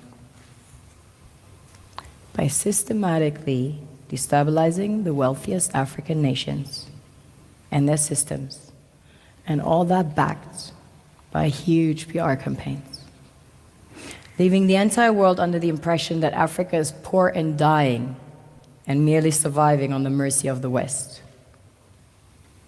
Well done, Oxfam, UNICEF, Red Cross, Life Aid, and all the... Now, I have to pause there because I could have left that as an afterthought, but I love the fact, and a lot of this is probably where people might have resistance towards this, but you called out and named some organizations there that people just assume do nothing but good throughout the world. But this talk, and obviously most people from Africa will know, they've been very, very complicit in the rebranding, but not only the rebranding, but the sustaining of poverty in Africa. And that almost sounds counterproductive, because it's kind of like, how can charity sustain poverty? It sounds like that sounds dichotomous. Obviously, I must be making an error there. But you're very aware of it. You've mentioned it here. I don't know if you wanted to give a little bit of an expansion on that dynamic between these aid NGOs, charitable organizations, and the maintenance, or at least the publicizing and maintenance of poverty on the African continent. Yeah, it's a multi-billion-dollar industry. I've come across and met a lot of regional managers, CEOs of the most prominent organizations, from Red Cross to some of them that I'm naming there. And I've also become aware of certain scandals. I remember there was a scandal. A manager within Oxfam had created a company in his brother's name. It was siphoning a lot of money. And just what I've witnessed on the continent in Africa, I see these guys, they live lives they would not live in Europe, because a lot of them lack a formal education. So they would not be in a managerial position necessarily. But because they're away from home, they get a fairly decent salary, plus they get a car, they get a house, and tons of leisure time. Because, once a week they visit the borehole, or at the time, these were the typical charity projects, boreholes, wells. And then the rest of the time they spend on the beach, in the bars, having sex with a plethora of women, some of them underaged, luring them into compromising situations, which they can due to poverty. And we see it across the board. However, if you're acting in the name of an organization that's pretending to do good, you have to act in and out of integrity. It can't be you on the beach. And if I'm talking about things I've witnessed, and getting a blowjob from young Yeah. girls that you can't afford to pay, that are underage. So it's Why is it in the interest of Western countries to sell an image of an impoverished Africa? because for as long as you can do that, you keep people in generational slavery. A lot of people would say generational poverty, but if we're talking about you earn $2 a day, that's slavery, right? That's not a living wage anywhere. And that is, from a Western, European, Eurocentric, colonial perspective, necessary, because they operate from a place of scarcity and lack, right? When you see traditionally Europe in winter, they don't have anything. They need to eat what they harvested in the summer, fermented and so forth, right? It's not abundance. It's not like in the tropics. I can go in my garden. Do I want mango? Do I want papaya? If it rots, there's another one tomorrow. So in Europe, there is a element of scarcity, and I'm half European, so I've literally have that in my genetic makeup of scarcity, right? So you're hoarding. And in order for them to extract and to pillage and to steal and to hoard, they need to devalue that which they're taking.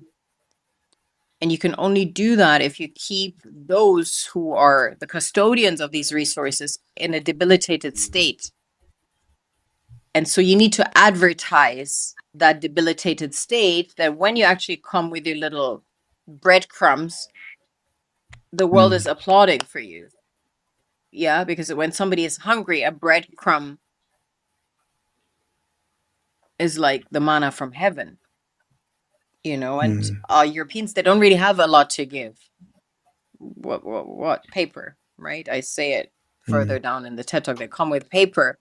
But in order to uphold that delusion, I give you paper for gold, and you do the labor, the hard labor, for me for free, for digging it out, risking your lives in these mines, doing really, really hard labor.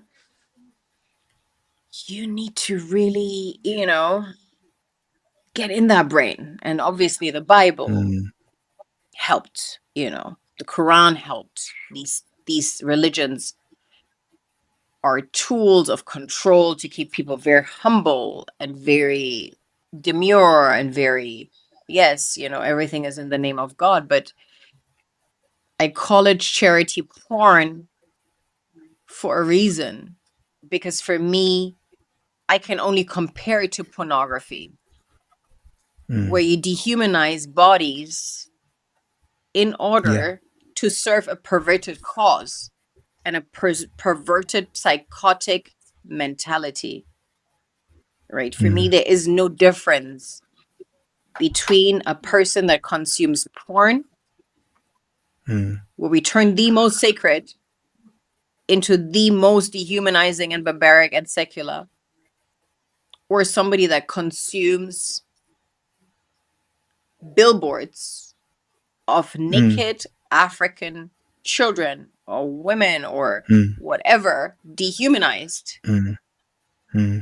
put into a position in which they're naturally not, because there's abundance on the continent. Everything is growing. But because of colonization, slavery, post-colonialism, the structures we have there today, poverty prevails, right? People are disenfranchised from their systems, from their gardens, from their farming, from their methods, from their spirituality, first and foremost. So this is why this is just an integral part of the system, is advertisement. I mean, we know everything is marketing, right? Nowadays you have people sing along to this nigga, this hoe, this bitch, this that, because it's been marketed to them as cool. So charity porn is integral part of a Western marketing strategy. Yeah, I'm really glad that you didn't just mention it, but also mentioned some of the organizations. Because I actually remember when, for instance, when the this was not the recent one in Jamaica, and Haiti had the earthquakes. Mm-hmm. I can't. It feels like it was about a decade ago now. It's quite a long time ago. Been a while, yeah. And I think it was Red Cross. It was the American Red Cross raised, Yeah. I think, £1 billion. Yeah. They only gave 130 million, and we don't know how they gave that. By the way, probably through organizations, because they like to buy product from Western organizations Yeah. and dump it in Africa or somewhere else in the developing or third world, as they like to call it. And when they were quizzed about only given what is 13% of what they were supposed to give all to Haiti, they said, no, we decided that we're going to hold back the rest for future. For future, excuse me, that hurricanes. that wasn't your choice to make. Yeah. But what future conventionally, it's emergencies? usually 10% of every donated dollar that reaches the cause, because the rest is swallowed by admin. So it's not even. Yeah. So out then, of yeah, the it would have been ordinary. 10% of the 130 million. So probably 13 million out of the £1 billion. But literally the large proportion, it didn't even get assigned. It was just like, this is not going there. We're keeping 800 Well, and it sure something went million back somewhere. for ourselves. Yeah, of course it did. And yeah, so I don't give to charities, No. particularly, I don't give to third world ones. I don't give to any of the kind of like NGOs and stuff like that. I don't give to any of them. And I'm not ashamed to say that. And I tell my kids the exact reason why. I'm just like, if you have something to give, don't rely on a charity to give it. Figure out how you're going to do it, because actually just giving money is never enough anyway. It needs to be accompanied with your human energy. You need to accompany whatever you're given, that gift, whatever it is, needs to be accompanied with that's where it's got to see value. So me giving someone £10 as opposed to me helping someone with my energy with that £10 is two completely different things. So I don't rely on charities to do that. I believe charities, anyway, that's on a side note, but I'm glad you mentioned that, because I think a lot of people think that these organizations are tools for good and they perform endless good, but actually they've been tools for propaganda for the longest time. Before I remember, it was my it might have been my history teacher who told me, prior to Live Aid and the whole Bob Geldof that song that he made, Africa didn't even have a reputation of being poor.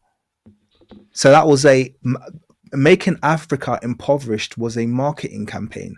Africa had a reputation of being dysfunctional, obviously because they've been destabilizing our leaders.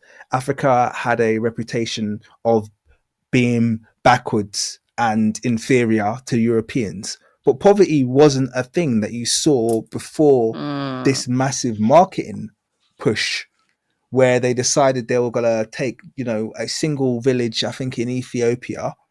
And Ethiopia was overproducing at that time as well. So Ethiopia was a net exporter of produce at the same time that they made this massive appeal. So they knew that Ethiopia was net exporting food.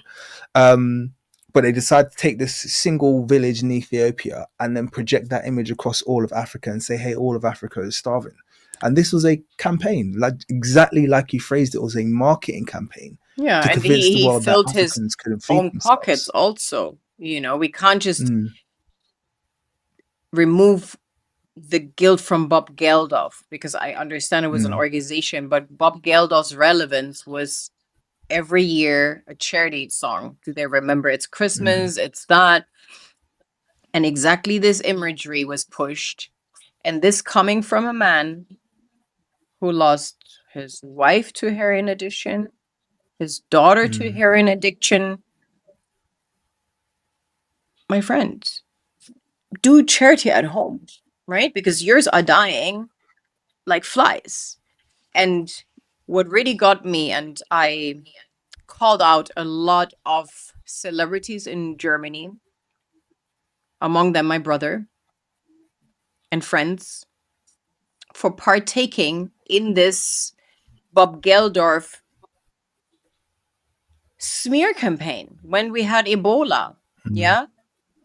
The way that this video, and really it was gross for me to see how these German artists crawled into Bob Geldof's anus all the way up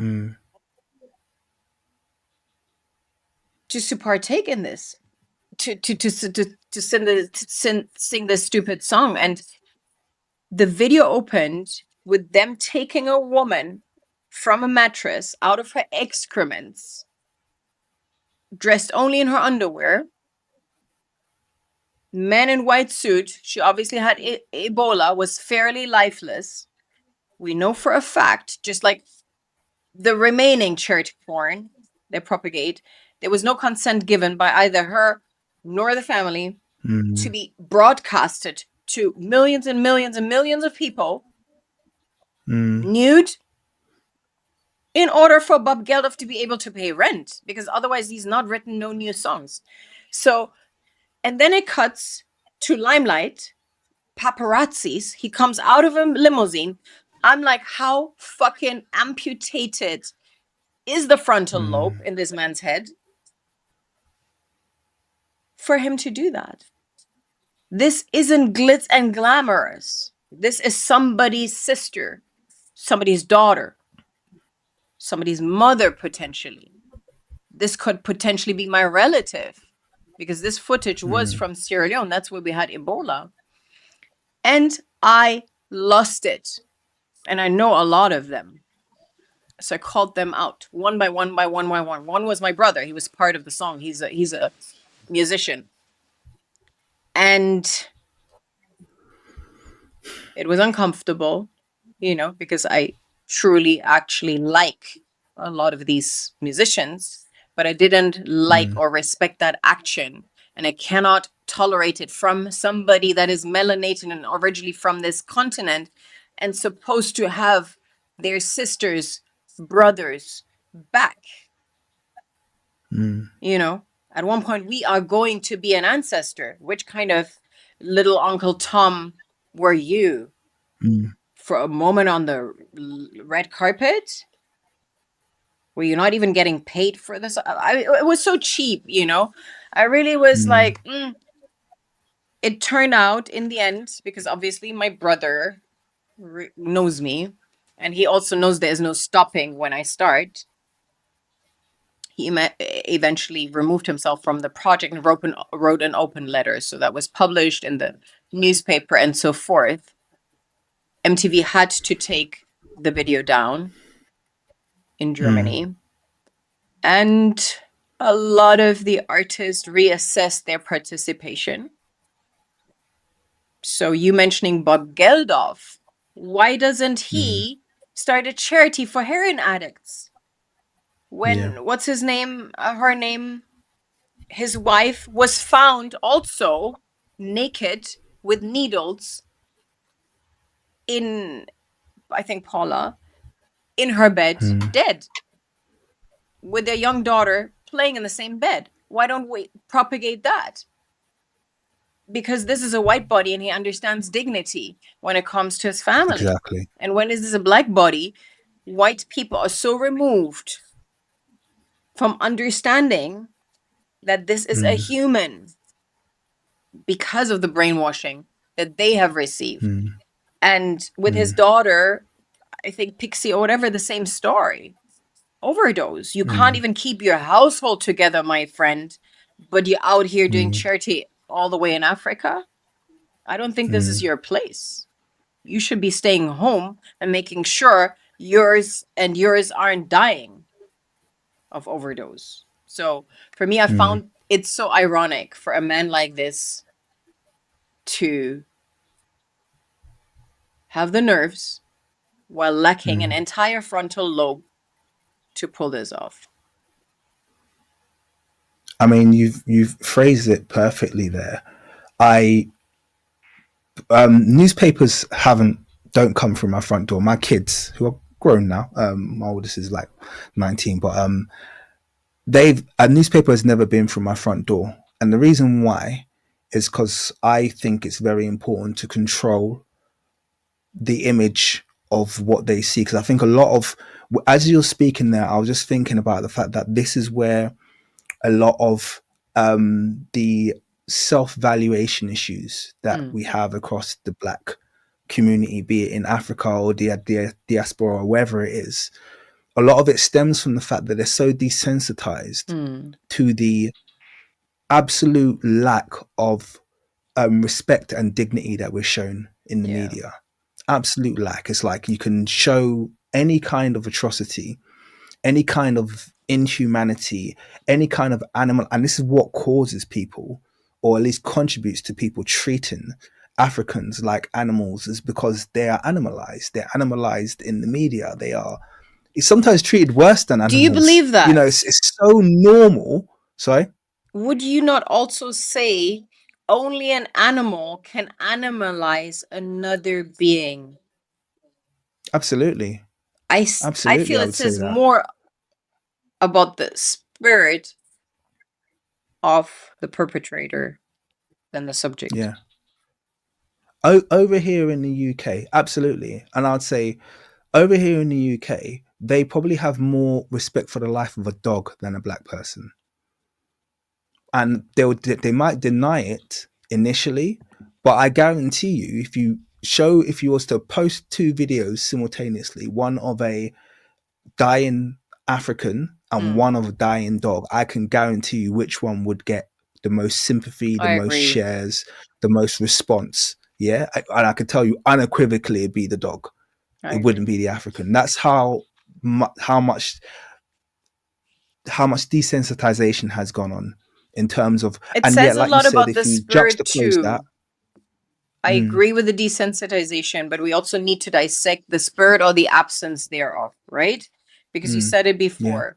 Religion, the origin of religion is the God molecule. It's melanin. There is no such thing as religion in the Caucasus. Yeah. There's rituals and there is some form of spirituality, but there are no systems of that capacity that we have in Hinduism, in ancient Africa, in ancient Kemet, in South America. Yeah. Like the Mayans. So what does it say about the spirit to perceive a being as a dog? My dogs, they interact with life forms in the way that they interact, right? But it says more because of who they are. But they're a dog. And I feel in order for you to perceive something like that, you know, when we say things aren't as they are, but as you don't see things as they are, but as you are, to me, it says a lot about. Absolutely. I think there's no denying that. I think the damage that is done, I think what you've spoken about there speaks about exactly what I was about to talk about, which is the damage that has been done. Okay, so the damage, first of all, that's been done to the people that perpetuate these images, that's almost, I guess it's beyond me, but it's irreparable damage that they can do that and view another human being in that way and be okay with it. But I guess I'm more concerned with the effect that has on the people within my circle, my children, who I've been given, stewardship over, and making sure that they never consume those images. And I was just going to say that one of the things that I think I've been able to do as a parent is to, a lot of the fact that my kids have a very high self-worth, very high level of self-esteem. They don't have some of the problems that other children in the diaspora suffer with, is because I haven't allowed them to consume these images. So it hasn't become normalized within their spirit to see Black people paraded like you said, being lifted without clothes, and Mm-hmm. because that's got to do something, whether Yeah. or not, whether it's birth, whether it's Yeah. got to do something to us as people when we consistently are being seeing this image of ourselves in this, or people who look like us, people who share our ancestry, being treated in this way. Yeah. It's got to create, and I think that's what creates such a lack of value that a lot of people have on them, 100%. in themselves, irrespective of what they might be taught. If your spirit is continuously consuming these images, it's got to have an effect on you. And I even say to people, as much as possible, you have to guard your own eyes from seeing these things. Be the filter in the world where you know they're not going to be filtering these things. Be your own filter. So I'm actually very, very strong believer in not viewing certain things. There's kind of like this little fixture. I've gone off a bit of a tangent, but there's this kind of like little fixation where people have with watching, like in this day and age where everything's very voyeuristic. People have gotten used to seeing death. You know, people like a lot of people have been exposed to seeing a real death. You know, just like, you know, they'll even show it on the news now. Someone on a train or some kind of atrocity happening, Yeah, and and they'll show also you the full Palestine, footage that of was someone. Yeah, continuous exactly, and they'll death. show you footage of people losing their life. I don't watch it ever. If I know that the culmination of this video is the loss of life, I refuse to allow that window to open that window in my spirit. I am still very sensitive to, and I think it affects how I treat and view my fellow human being. The fact that I haven't opened that window. And I think that's also affected the reason why people can treat Africans and Black people so poorly. They don't realize how much them viewing death after poverty, after death, after poverty of people who look like me has affected them. So some of that racism that they have is existent on a unconscious level because of their habit of consuming this, like you said, this charity porn. It's all, I feel like there's kind of like a running link. And how do you explain that people don't develop the same sentiments for Palestinians, even though for, you know, I mean, everybody's seen it for more than 1 year, day after day after day, unless like you make the intentional choice, you refuse to look at it. A lot of people have seen it. So how come that this garners compassion in them, drive to stand up for these people? See, I think it's there's a big difference in someone like you who has historically supported Palestine. Yeah. Historically, because you've viewed the humanity of those people. It's not and how it's being used now as a political tool in a wider right versus left dispute that's taking place at the moment. Because I'm a lot more skeptical. I don't view this as some enlightenment of mankind. I think it's purely a media manipulation where they decided they're going to build up for one reason or another, build up positive sentiment and compassion towards Palestinians for something like you said, on like we can both acknowledge this didn't start on October 7th. This has been going on for decades. Yeah, but this before genocide. people didn't hold that level of compassion or But understanding. now the media has told them to, they do. Do you think I the don't media think has it's called them to? I don't see a big spiritual thing. I don't, because I see it in you, and I can see why maybe you see it that way. But you're like me. Well, I wouldn't say that we're exactly the same. I'm not trying to equate us because I don't know what you've done. You've probably done a lot more than me. But in terms of our view of humanity, to this day, I still mourn what took place in Libya. I was actively against that, and it happened nonetheless. And I watched as the same people right now who are all up in arms Mm-hmm. about what's happening in Palestine, they couldn't care less when that happened in Libya. Yeah. Because the media hadn't conditioned compassion for Libya. And these things, I feel like these kind of like these, I'm very distrusting of the media Mm-hmm. as an entity as a whole, you As know. you should be. So when they get behind something, I'm always looking to see, well, what's the agenda here? Because But you do you don't feel the media really did choose to get do the right behind thing. Palestine?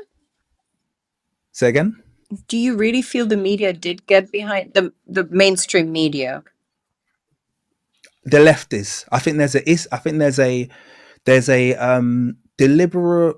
This is me being skeptical, by the way. Mm-hmm. But this is what I've just learned to. I think there's a definite left right distinction that's taking place at the moment, and they're arguing on both sides of this left right divide. I'm not in a place where I'm convinced this is coming from The a people. pure place, coming from a Understood. place purely of compassion. I think it's like, you know, BLM was, as quickly Yeah. as it was picked up, they were able to put it down again. Yeah. You know, it all depended on how much the media was positive or negative towards it, and then all of these people who can be swayed by Yeah. media opinion decide they're gonna pick it up, and then they'll put it down as soon as it's not popular anymore. It's like hot potato. And I feel like that's what I felt. I felt there's definitely genuine people like you, but then I think with the genuine people, you'll be able to see the track record in their behavior. You know, I could go back through your Twitter feed or your Facebook feed or It's whatever true. it is, and I can just see the consistency of your behavior. But if Yeah. you're someone who did nothing, doesn't care, and then all of a sudden you're up in arms about Palestine, well, that's because the media has told you to. You're right. The media raised an awareness that injustice is going on, right? But initially, the media, the mainstream media, would shut down posts that were pro-Palestine. So while I agree that you came out of the woodworks with your activism, I do, however, recognize the compassion that people all around the world gathered for Palestine. And I do not see this same compassion being harnessed for melanated bodies, African dark-skinned people. And I ask myself the question, is it because we don't see the atrocities in Congo, Sudan, you name it, day after day? Or is it because it just doesn't hit the same way with people based on the desensitization and the brainwashing and conditioning that you mentioned before? Because for Palestine, I felt the rage, the compassion was genuine. And I've never seen anything like it. I agree with you that this is all used to divide people, you know, and this is psychological engineering. This is literally a psyop, because showing us 2 years death and atrocity after atrocity, it does something to the psyche, you know? Yeah. But I think it's fickle. I guess is my biggest observation. I think the compassion that's being felt for the Palestinian people, who historically have felt compassion for Palestinian people, are going to continue feeling compassion for Palestinian people, regardless of what happens. Do you know, regardless of what the media report, they'll know because they want to know and they want to stand for truth. But I feel like there's a large fickle majority at the moment who are very much up in arms, but these aren't people who I'd say have the historical capacity for compassion outside of what they're was being televised to them, so to speak. outside of what they know. Yeah. Okay, but I just feel because they like got to know, and a lot of then people they'll got to put it know down it. as soon as it's gone. No, a lot of people only got to know this scenario on October 7th, right? So a lot of people just didn't It wasn't in their awareness. It's not an excuse, but I find that people are largely uneducated when it comes to intercultural politics, and I say intercultural because I look at these things as cultures, yeah, not just as nations, you know. So I feel a lot of people were not aware and are now. Let's see how Yeah. long it lasts, you know. It's also dying out. This is the thing. Yeah. Well, okay, let me give you one example. Yeah. A few years ago, we had a leftist, for want of a better word, socialist. We had a socialist candidate in the UK called Jeremy Corbyn. Were you familiar with him? No. Okay, so we had a socialist candidate in the UK go, and he found himself in charge of the Labour Party, which was then the kind of the opposition party to the people who were in charge, who were the Conservatives. I know this is a bit of politics, so it will bore you, but I'll get to the point. So I'd never voted. I never vote in UK elections because it's the left and the right. They all have the same policy when it comes to Africa and when it comes to black people. They just don't care. So I don't vote. I just let them get on with it. However, when Jeremy Corbyn was running, I did vote because I found that he was the first real candidate that I'd ever seen. He talked about real policies. He was active about racism. He was actively anti kind of expansionist, anti-war, and all of the things that I'm like, this is a leader I can get behind. This is someone who I don't mind my taxes, you know, fueling how they're going to fund. Long story short, they managed to oust him. And the way they ousted him is they accused him of anti-itism. I don't want to say the word because I don't want to flag this video. You know, that place. Yeah. The place that we're talking about at the moment, the is people. Yeah. So they accused him of that the big anti-S that you're not allowed to do. And essentially he was ousted. And all of the media coordinated to take this person who was the least racist politician that the House of Parliament has ever produced, the least racist, and publicize him as the most racist. Like it was like living in the Twilight Zone, and they did it with ease, total ease. It was like one day he was there, the next day gone, and that to me is just showed to me how fickle and how easily manipulated the general populace is. Get you. Okay. It's just total fickle. Like there was no substance behind it. It was just like, yeah, he was gone, and that's it. He's and then we're back to our two-party, just like in America, our two-party system where all of these people agree on their views. I see. No, I mean, media is like what the majority derives their information from. The mainstream media. It's like sad, but that's the truth. It's really hard to think outside of what I think it takes active deprogramming to allow thank you that for mentioning voice. That. Because where do you even begin, right? Because I personally believe that a lot of the compassion was authentic and genuine. And of course, when I speak to a European person and I put things into perspective, they will notice that this level of compassion is a different one than what they may feel for what's going on in Congo and Sudan, right? But how do you undo that? Where do you even begin? Yeah. You know, because rationally they'll understand, yeah, you're right. Good point. You know, because I believe we're in a day and age where we can have with some people very honest and uncomfortable conversations. I have them with Europeans, you know, more and more. I really welcome that. But where do you begin? Where do they begin? You know, even I notice the bias within myself. Let me start with me. I was very, you're right. I think you did a bit of research. I've always stood up for the injustices that were done to Palestinians. And we can go, as you said, 10 years back on Facebook timelines and so forth. But with me, I felt like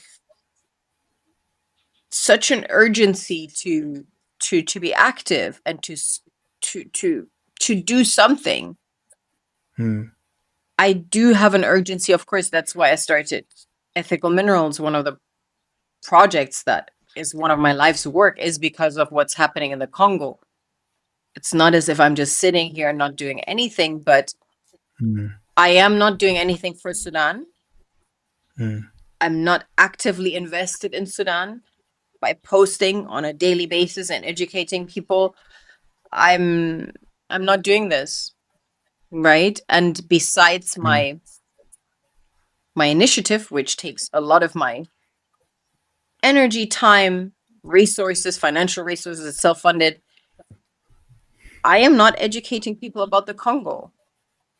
But I was posting about Palestine almost on a daily basis. So what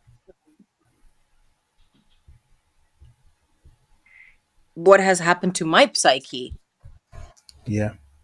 Because I am biased. My behavior is biased. Yeah. And I know it's much, much less biased than the random person that has no connection to Africa, to Congo, to Sudan, whatever. But even then, I'm already biased, So. I mean, I totally empathize with that because how much information do we have about this region anyway? And I think one of the big questions to ask, because I think you kind of pricked my ears up when you spoke about the fact that, there seems to be kind of like an enlightenment, so to speak, of some European people when it comes to like Palestine and this and the other, and it feels like it's genuine. Yeah. So then my instant question would be, I would ask them, and this is what I would genuinely do. I would ask them, why did you not feel the same compassion with what was happening to people in Syria or Iraq? Because let's even take the whole aspect of race about. Let's pick people who are the same racially, racial profile. Why do you not feel the same compassion for people in Iraq? Because actually, much more people died in Iraq than are dying right now. Because it wasn't as propagated. Millions Sorry? It wasn't as propagated. You didn't have it on your phone live streamed. Yeah. And it was because it was our nations committing this atrocity, the Western nations committing this atrocity. You weren't allowed to feel compassion for these people. It wasn't televised in a way where it's because you were the perpetrator. Yeah. Libya, Ivory Coast, Yeah. France went into the Ivory Coast to get their current ruler in place. They went in there and killed 4,000 Ivorians to remove Laurent Gbagbo and to put that guy in with the French wife. I can't remember his name anymore, but you'll be familiar. They did that. France did that militarily after invading Mali, and after removing Gaddafi by force. And by the way, they propagated the Gaddafi invasion by telling everyone in the Middle East, hey, Africans are killing Arabs. That's basically what they said. They didn't say it in those words, but the whole Gaddafi's using Africans to kill his own people. That was the phrase that they used. And it was not as propagated. Yeah, exactly. So because we didn't see Libyans dying by the thousands, I mean, what they did with Gaddafi was so undignified and horrific and atrocious. It's horrific. So that's the only thing we saw. Place to start.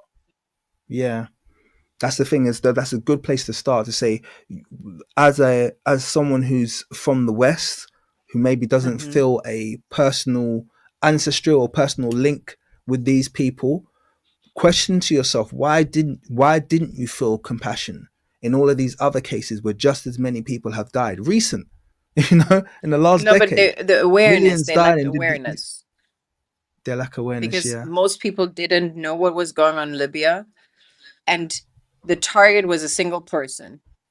Media portrayed him as a dictator. So people kind of Mm, justified why this was happening to that one single person. They didn't see mm, slaughter of thousands and thousands of Libyans, right? So it wouldn't mm, necessarily trigger the same response. mm. I don't know.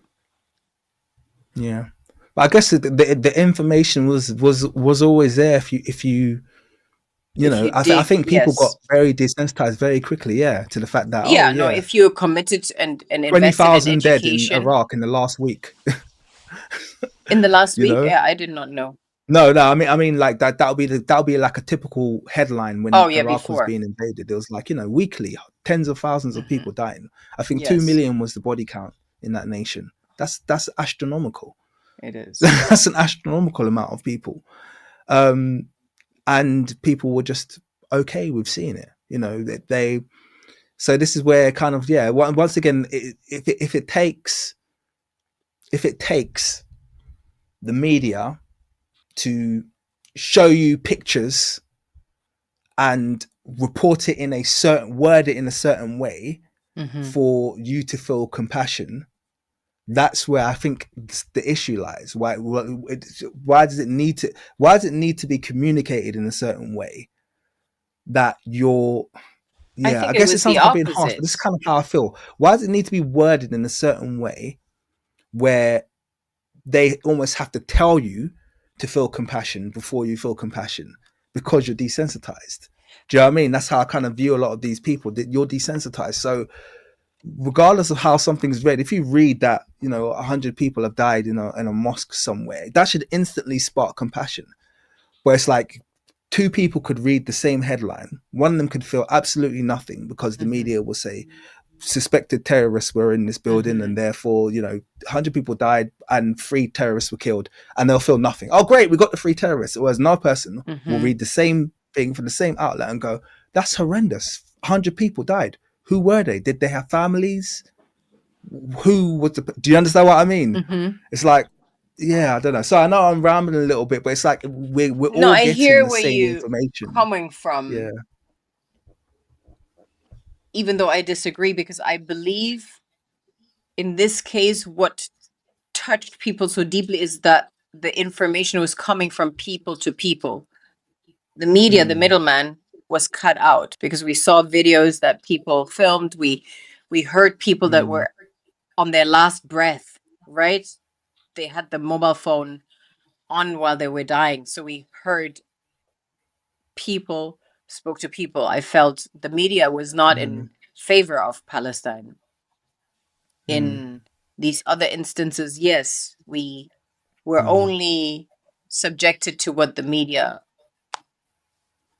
fed mm, us, because years ago, social media, I mean, this was historically the first moment where genocide has been live streamed, that has never happened mm, before, or mm, a war has been live streamed. mm. That's a fair point. No, I wouldn't disagree with that. I wouldn't disagree with that. Yeah. No, I wouldn't disagree with that. I just still feel like there's an element where, I'll give a good example. Mm-hmm. We talked about BLM earlier and George Floyd. Mm-hmm. Yeah. Mm-hmm. Mm-hmm. Now I'm someone who has tracked um, the abuse of the state power cops in Mm-hmm. America Mm-hmm. killing innocent Mm-hmm. black people. I've Mm-hmm. tracked that since 2007, 2006. Mm-hmm. Mm-hmm. There are dozens of videos before George Yeah. Floyd, dozens that you can get of cops doing exactly the same thing. Mm-hmm. Yeah, to people far more innocent. Yeah. And we And also know of Trevor Martin. The yeah, world knows Trayvon of that. Martin. In fact, that's a perfect example. Trayvon Martin, in spite of how he died, everyone could agree this is a teenager, Mm-hmm. a child who's been Yeah. killed by a psychopathic adult. Yeah. Yeah. Why did it feel like he only had compassion from the black community? once again, people are armed with the same information, just like all these videos of cops killing innocent black people, just like reaching for their wallet or hands up, this, that, and cops killing them. Like they see the same video, and they could even see. So even the whole aspect of, okay, it's person to person. Well, that's we've got CCTV, we've got video, we got of innocent black people. So and you still don't show them compassion, but you all of a sudden, when it came to George Floyd, now you feel compassion. What about Sandra Bland? Because we've got that video, and that was only a few years before George Floyd. You know what I mean? Sandra Bland, who was just innocent black woman, who a cop just set about her, and then she ended up dead. And it's like, you got the video, and even then, a large amount of these people, either they're justifying it or they're silent. But you didn't get this outpouring of compassion and emotion. And which is why I kind of felt the George Floyd thing was manufactured. I didn't feel like it was a genuine outpouring. I agree with you on that 100%. Yeah. I didn't feel like it was a genuine 100%. outpouring of, oh, we're so with you. It's kind of like, no, you're doing this because you've been given license to do it. You've been given permission to do it, and they want you to feel this way. 100%. That was a prime example of social engineering, I would say. Because, I mean, I don't want to trigger too many people, but even the event, we can argue about well, let's skip that part. But I know where you're going with it. Certainly agree with you that was social engineering of prime social engineering. Yeah. And Black people, of course, it triggered trauma. So they did feel what they felt. Yeah. But the European community around the world, in America, in Canada, in Australia, a lot of it was very performative because suddenly we had political correctness and introducing that in the workspace and wherever, there were certain policies that were affected, which I think is great because even if you act differently, not from a spiritual place or from your heart or from compassion, but just from a rationale because this is not okay. But I agree with you that a lot was performative. Yeah. And that's okay, because it did change a lot of things. It did effect change. Temporarily. Yeah. Yeah. No, but Europeans had to suddenly ask themselves certain questions. How layered and how deep racism is, and we suddenly began to have a conversation that is still ongoing where we peel all the different layers of racism. It's not just, a police officer killing somebody. It's literally the same test with different names given to teachers and the grades being different, or it's systemic in the workforce, in the, it's a conversation we can comfortably have now. Before we had to do a lot of tiptoeing in order not to shatter, completely white fragile egos. And now they're having a conversation with us. They're at the table, part of the conversation. And I think this is huge, I feel like there was a window of it. I don't know how much it exists anymore. If I'm going to give my honest point of view, I feel like there was a window, and this is kind of going back to what we're talking about with this initial conversation about what's taking place in terms of this kind of enlightenment in regards to people's feelings surrounding Palestine. It hums to me of the same tune, so to speak. This performative interest and sympathy and this temporary outrage. I've seen it before. Certainly, that's temporary kind of outrage. how I feel. Yes. Yeah. And it's flag only got to and the profile last picture. as long as those people's attention can be held, and then we'll be back to the same people who were campaigning in the first place, before I October agree. 7th, will be the same Taking ones left action. campaigning after. Yep. Yeah, it's 100%. just like, well, yeah, what's happening. It's like, okay, we had a little window on what's happening, but now the cops are back to killing black people with impunity. And and it's the Yeah, but same we have people body who are cams. We have protesting so against it much. who are doing it now. Mm, Sorry, go on. yeah. No, no, no. I agree with you, but at the very least, we have now body cams. We have accountability here and there. That was unheard of before, you know? Mm. Maybe. Let's carry on with the video. So we had a long side quest there, didn't we? Let's That continuously run multi-million-dollar advertisement campaigns depicting charity porn to sustain that image of Africa globally. Ad campaigns paid for by innocent people under the impression to help with their donations. While one hand gives under the flashing lights of cameras, the other takes in the shadows. We all know the dollar is worthless, while the euro is merely charged with German intellect and technology, and maybe some Italian pasta. I'm sorry, I have to give you props on that shade. that It's that true, though, that was bars. Yeah, because we That was a always rave about the European economy, but besides Germany, which economy? It's definitely not yeah. Fiat, not Peugeot, not croissants, you know, When I heard that fashion. part, that one cut deep. That one definitely cut deep. Yeah. So I always laugh at that part. I'm just like, oh, they must have been riving when you said that. So, let it play. Yep. Dollar is worthless, while the euro is merely charged with German intellect and technology, and maybe some Italian pasta. How can one expect donations from nations that have so little? It's super sweet of you to come with your colored paper in exchange for our gold and diamonds.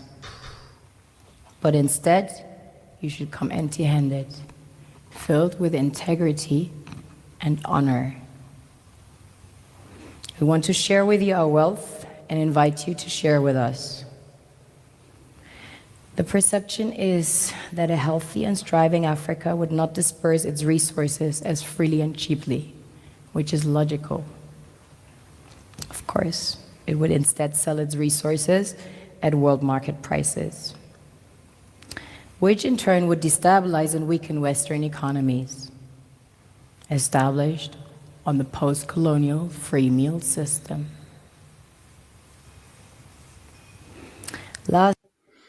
Sorry, I have to pause it there again. I could pause this every 5 seconds.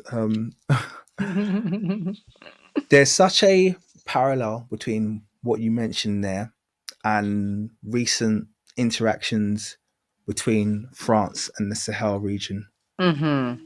with I could say rise of the AES states. Yeah. What Ibrahim Traore is Traore. doing. Yes.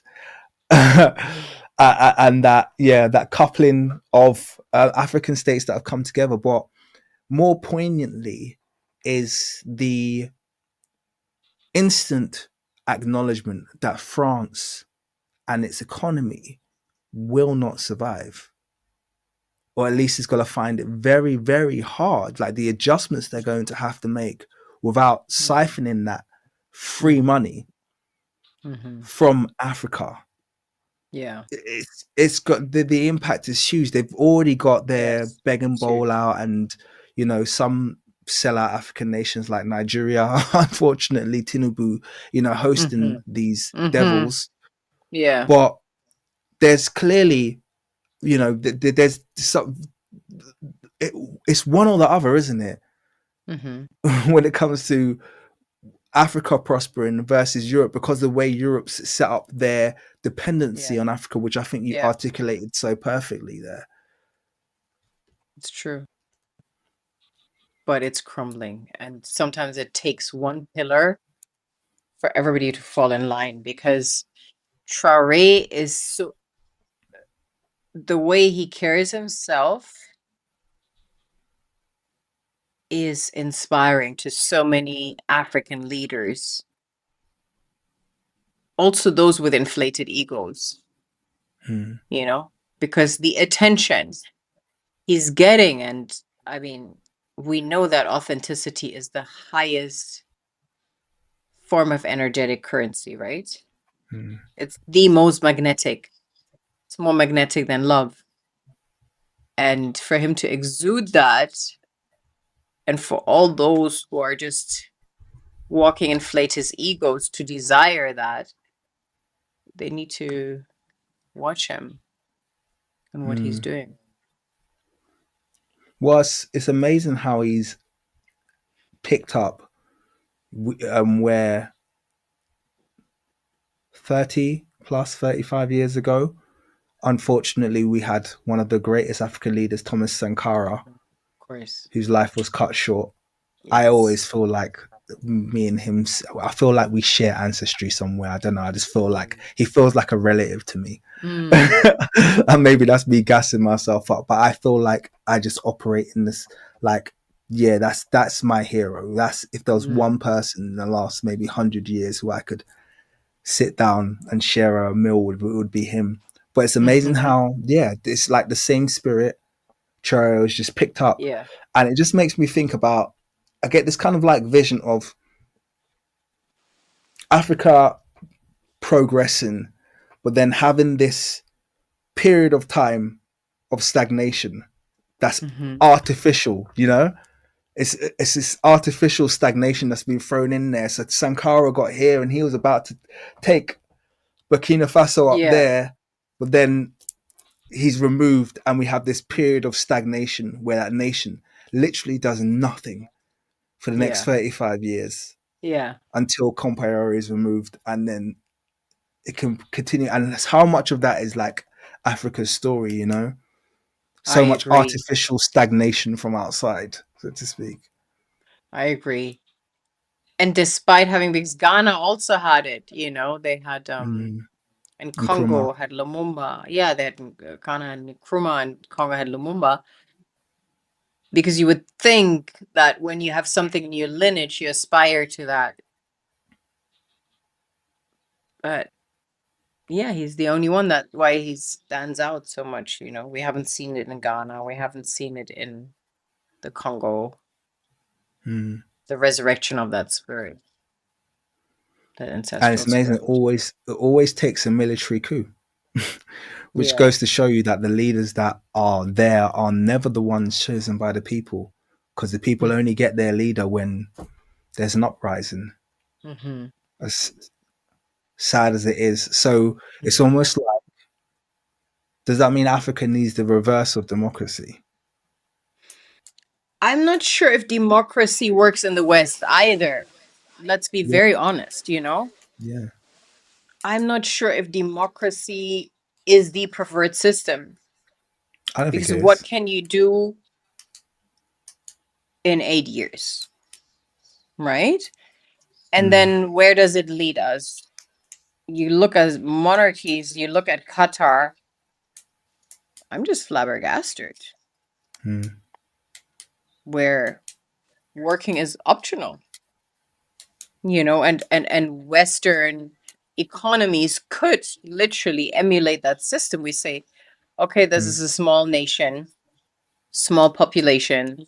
They make mm, what, 40 billion monthly on their oil and gas. They can give everybody a $5,000 stipend, but no homelessness. They pay for your education. Everything is mm. taken care of. If you want to work, you can, but you don't have to. Yeah, So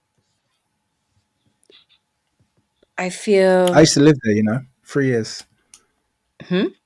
Yeah? I used to live there for 3 years. Yeah, yeah. Oh, you lived So I there. know How the was nation that? very well. Yeah, How was that? and I have exactly the same thoughts about it as what you've just said. It's Mm-hmm.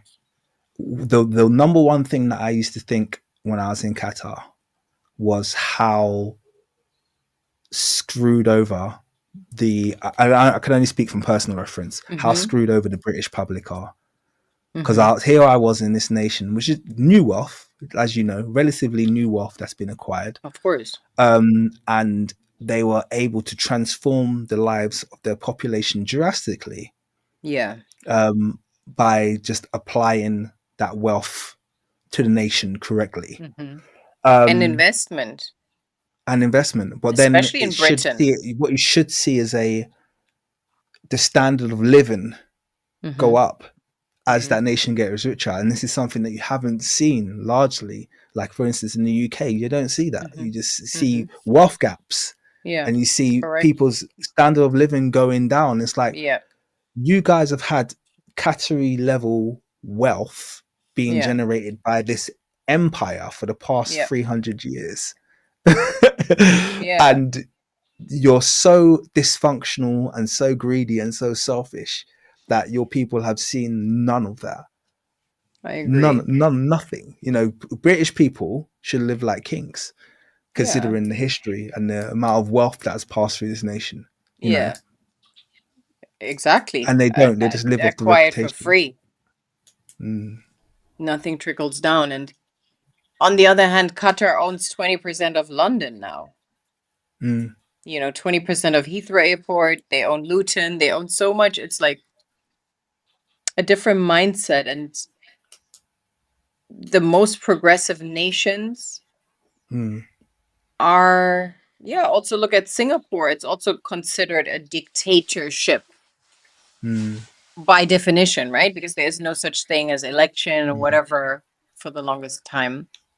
It was just Lee Kuan Yew, but he mm, transformed this place tremendously. Gaddafi, I mean, mm. unparalleled what he did in Libya. I mean, similar to Yeah. what's happening in Qatar. It was very Mm, similar. The system, education, healthcare. Everybody received a house when they got married. They got money, car, and yeah. so forth by the They definitely government. modeled a lot from the Libyan model. Right? Yeah, Definitely. I think so. Yeah. Yeah. And took it Definitely. up a notch. Yeah. Definitely. So, Well, here's an interesting question about mhm, democracy, because I'm glad you actually mentioned about whether or not democracy is the correct model. Because mhm, I've always thought that democracy is too linked to capitalism mhm, to succeed. This is the big problem that we've got. And I actually think monarchies, where they've mhm, been allowed to survive, are always going to serve a nation better. And I've got a very, mhm, very, very simple, this is a really simple kind of like mhm, logical outlook on why mhm, this is the case. So the problem with democracies in the current kind of like westernized state that they're in is that you kind of have normally these terms, these 4-year terms, where mhm. someone comes in. And what normally happens in places like in Africa, developing states, and even outside of that, is that these people don't have any accountability outside of their window of leadership. Yeah. So a large part of that 4 years is spent securing their own future 100%. to the detriment of the nation. Now, why is a 100%. monarchy different? If I, as the king, who Yeah. inherited that throne through birthright, Mhm. screw up that nation, I know Yeah. the only person that's going to suffer is my son, And who has also to the way take on you the throne. remembered, My they take legacy, different exactly. pride That's why I got in the wealth of their nation, everything. But ideally. my as a monarch, my Mhm. success ultimately is going to make everything about my existence and the future existence of my family, everything better. I must Yeah. make sure that as many people are looked after and happy as possible if we're going to Mm. sustain this seat, so to speak. If my legacy is going to be anything like my ancestors' legacies were, it Mhm. makes perfect sense that you have a single family or maybe a group of families tied to, invested in the the success of the nation. That's kind of how monarchies Definitely. form. That And makes more groomed sense than from people who birth run for in, this role. yeah, loot and then run out again.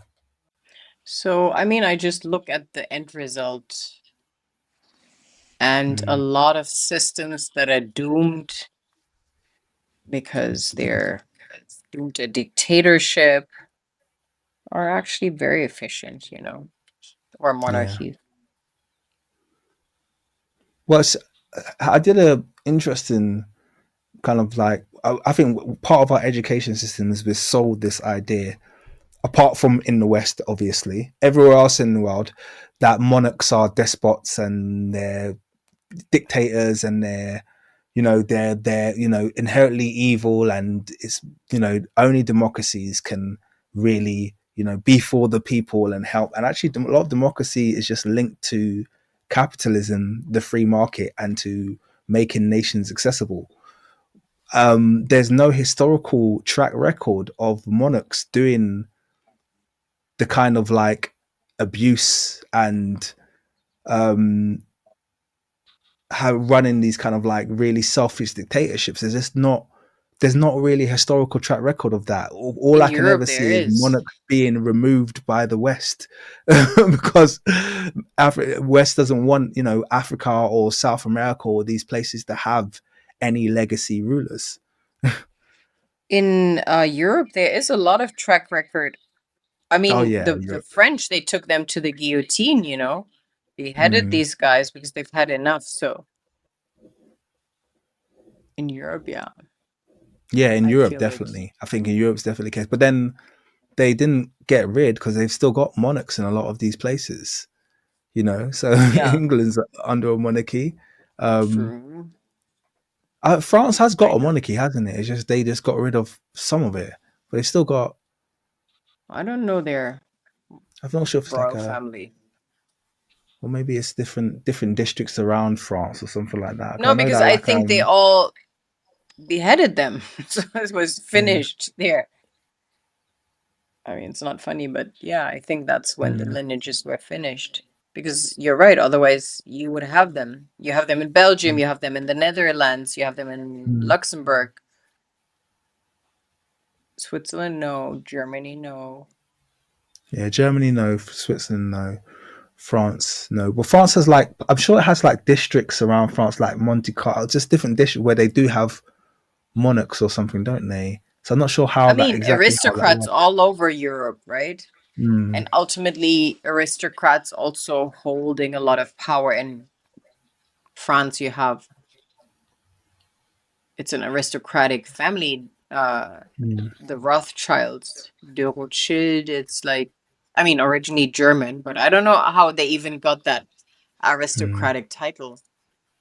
mm. It's weird. I don't know how they slid that in. So probably they're not really aristocratic originally, but Well, I'd like, well, you know what? In a future conversation, we'll talk about um, Europe's swarthy rulers and swarthy monarchs, which mm, will bring us into a whole a very interesting conversation. I reckon we could have. uh-huh. You probably enjoy that. But, No, it's full of Last year, the aristocrats. IMF reports that 6 out of 10 of the world's fastest growing economies are in Africa, measured by their GDP growth. The French Treasury, for example, is receiving about $500 billion year in, year out in foreign exchange reserves from African countries based on colonial debt they forced them to pay. Former French President Jacques Chirac stated in an interview recently that we have to be honest and acknowledge that a big part of the money in our banks comes precisely from the exploitation of the African continent. In 2008, he stated that without Africa, France will slide down in the rank of a third world power. This is what happens in the human world, the world we have created. Have you ever wondered how things work in nature? One would assume that in evolution the fittest survives, However, in nature, any species that is overhunting, overexploiting the resources they depend on as nourishment, natural selection would sooner or later take the predator out because it offsets the balance. Now that I shared my perspective with you, I would like to share my initiatives with you. As a Sierra Leonean, I'm a diamond expert. I find them in the rough. What nature created from the darkest substance, under the influence of heat and pressure, transforms into the strongest, most brilliant rocks. These rocks have the consistency to stem an entire nation. These will be our future leaders. Please meet the Philanthropist Creative Collective I formed with 21 street kids that were orphaned and displaced as a result of the Sierra Leonean Civil War and ended up living in the street as early as age 3, growing up as outlaws of society. I name Timothy, but me gangster. I'm gonna pause it there because unless do you want to watch through this video again? No, go ahead. Okay, no, I just wanted to get your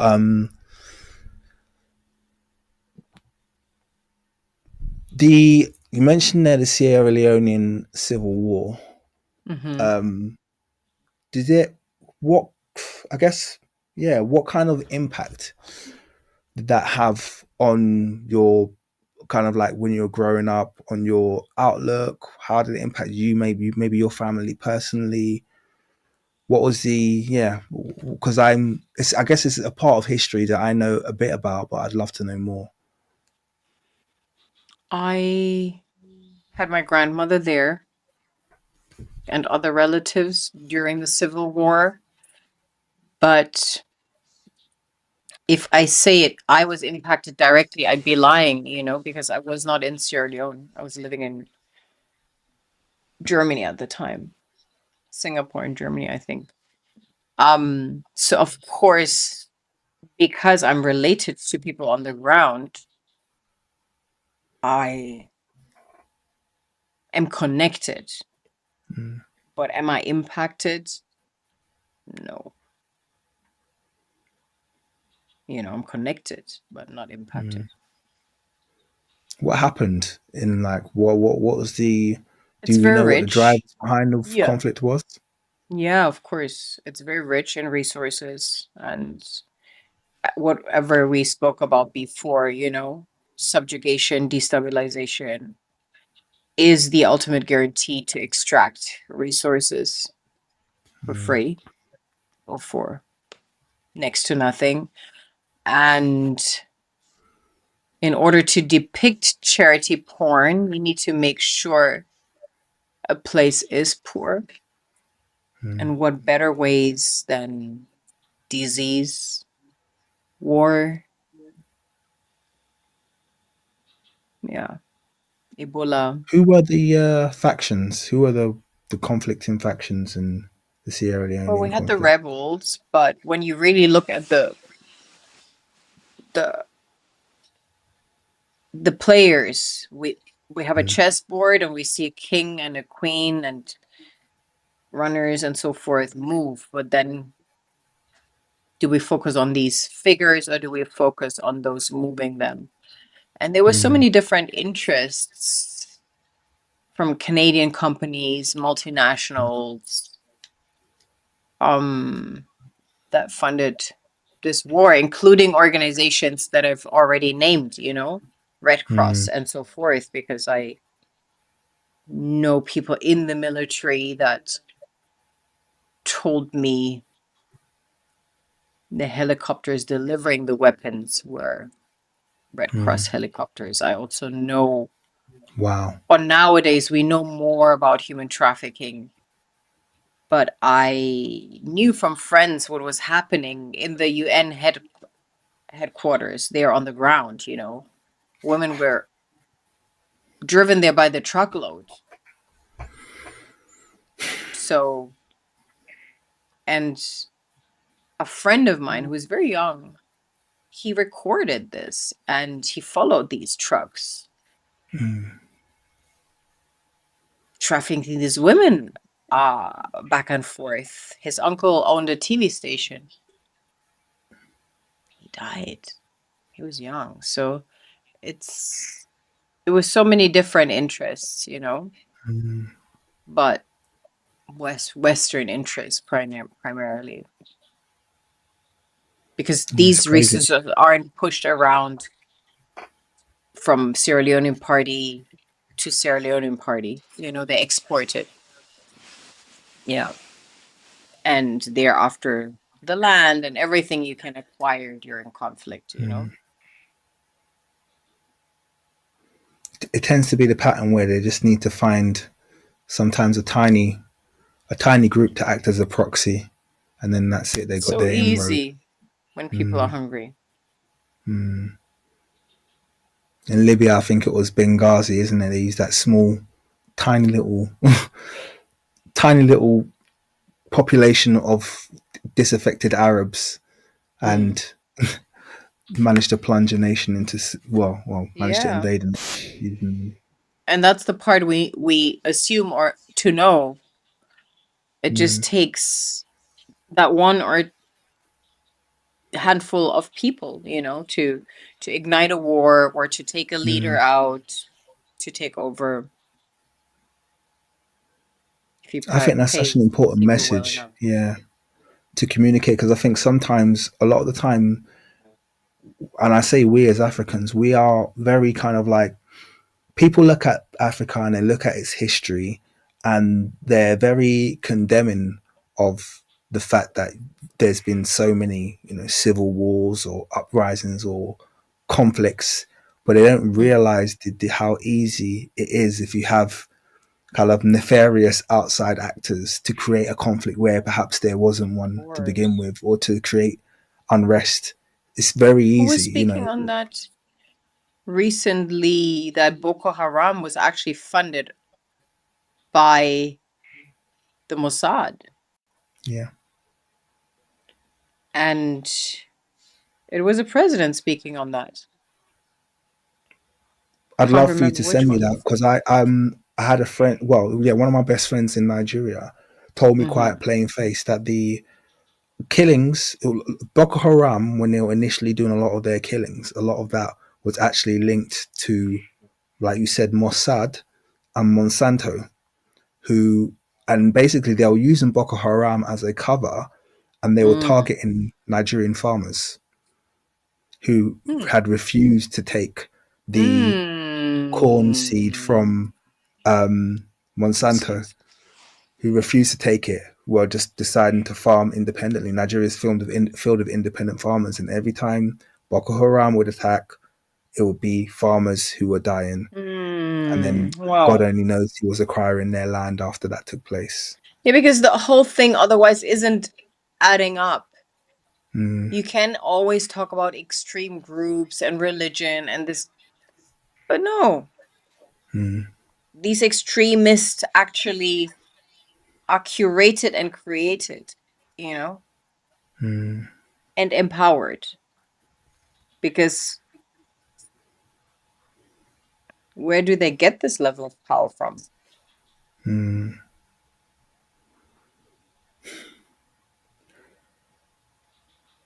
You spoke about free aid. I want to just quickly, before I let you go, I'm going to let you go soon because it's been like nearly 3 hours. But you spoke about free aid, and I really like the way that you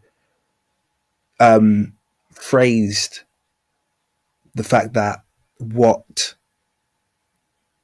the relationship between the West and Africa is actually one of aid.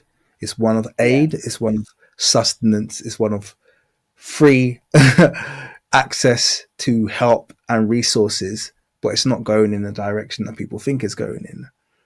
I think that made A people really non-consensual uncomfortable. all-you-can-eat buffet. It's, yeah. How do so?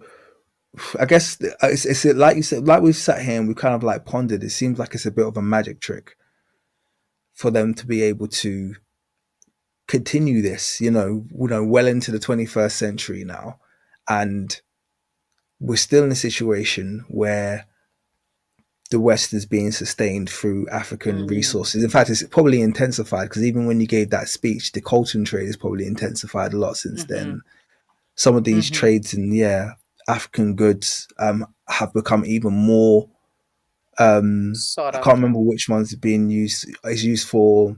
There's obviously coltan used in phones, but there's one that's used specifically in processors. Tantalite. Tantalum? There we go. So all of these But trades have it's made of coltan okay. under high temperature, yeah. Yeah. So these have intensified over the last It's decade, true. more Because so. the demand is ever increasing. Exactly. And I guess. Well, I mean, the conflict in Congo is, I'm assuming, intrinsically linked 100. to these resources that the Congo is producing. And I think 100%. Congo is still the poorest nation in the world, in spite of being the richest nation minerally, which is that's the most. How does, because without point, how does the world, you can't point your finger at Africa when it comes to that. How does the world sustain this, even sustain having a moral conversation about a place like Congo, where it I has the think it most becomes minerals? increasingly difficult because we are in the age of revelation. Everything's being revealed. Everything from the darkest of the darkest. Literally, the darkest things are being revealed, and through the last 5 to 10 years, the human capacity to hold this level of uncomfortable truth has grown, right? Because 10 years ago, you would not have been able to talk about ritualistic sacrifices and the extent to which it is going on and how it's linked with human trafficking and pedophilia and so forth. Different topic, but I'm just saying the capacity to hold truth uncomfortable has grown. So it becomes increasingly difficult to do this because people are no longer blind. We also have social media. We have the capacity to tell our own versions of the stories, of our own interpretation of the conflict, educate people about what's going on. And we are approaching the extinction of Europeans. So the days are very numbered. And what I'm speaking of, the predator nature, sooner or later, taking the predator out because it's over extorting the resources, is evidently being proven. Because by the turn of the century, Europeans, and I refer to Australians, Canadians, Americans, I don't care which passport and mask you're masking, you're of European origin. Just like I would say you're of African origin, and certain people of Asian, Chinese, Indian origin, right? Also, if they now live in the Americas. So they are going to make up around 5% of global population on the decline further. So I believe in 100 years from now,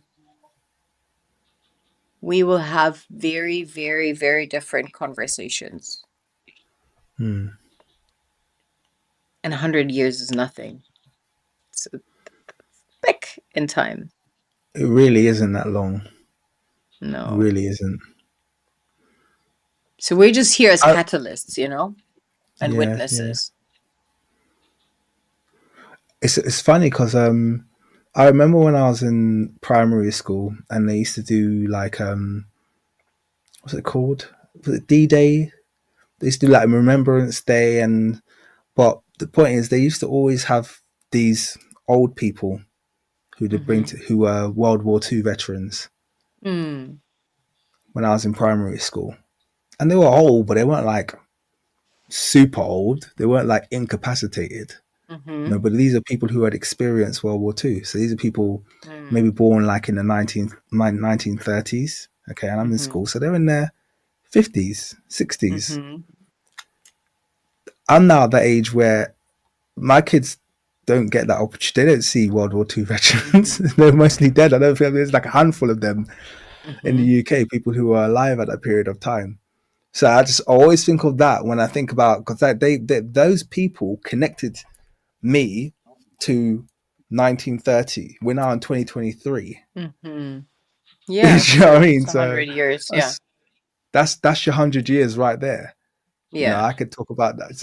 So it really is. I mean, it can quite easily spread over a couple of generations, and you're there. So Totally. that's a And of course, the majority of people will find this offensive mm, based on the context in which I'm mentioning it, but it's a fact. I mean, I pulled this data from the UN Human Development Index around 10 years ago. I was speaking at the University of St. Gallen in Switzerland, and I spoke on that.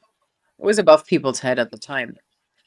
But I'm saying this to say that nature has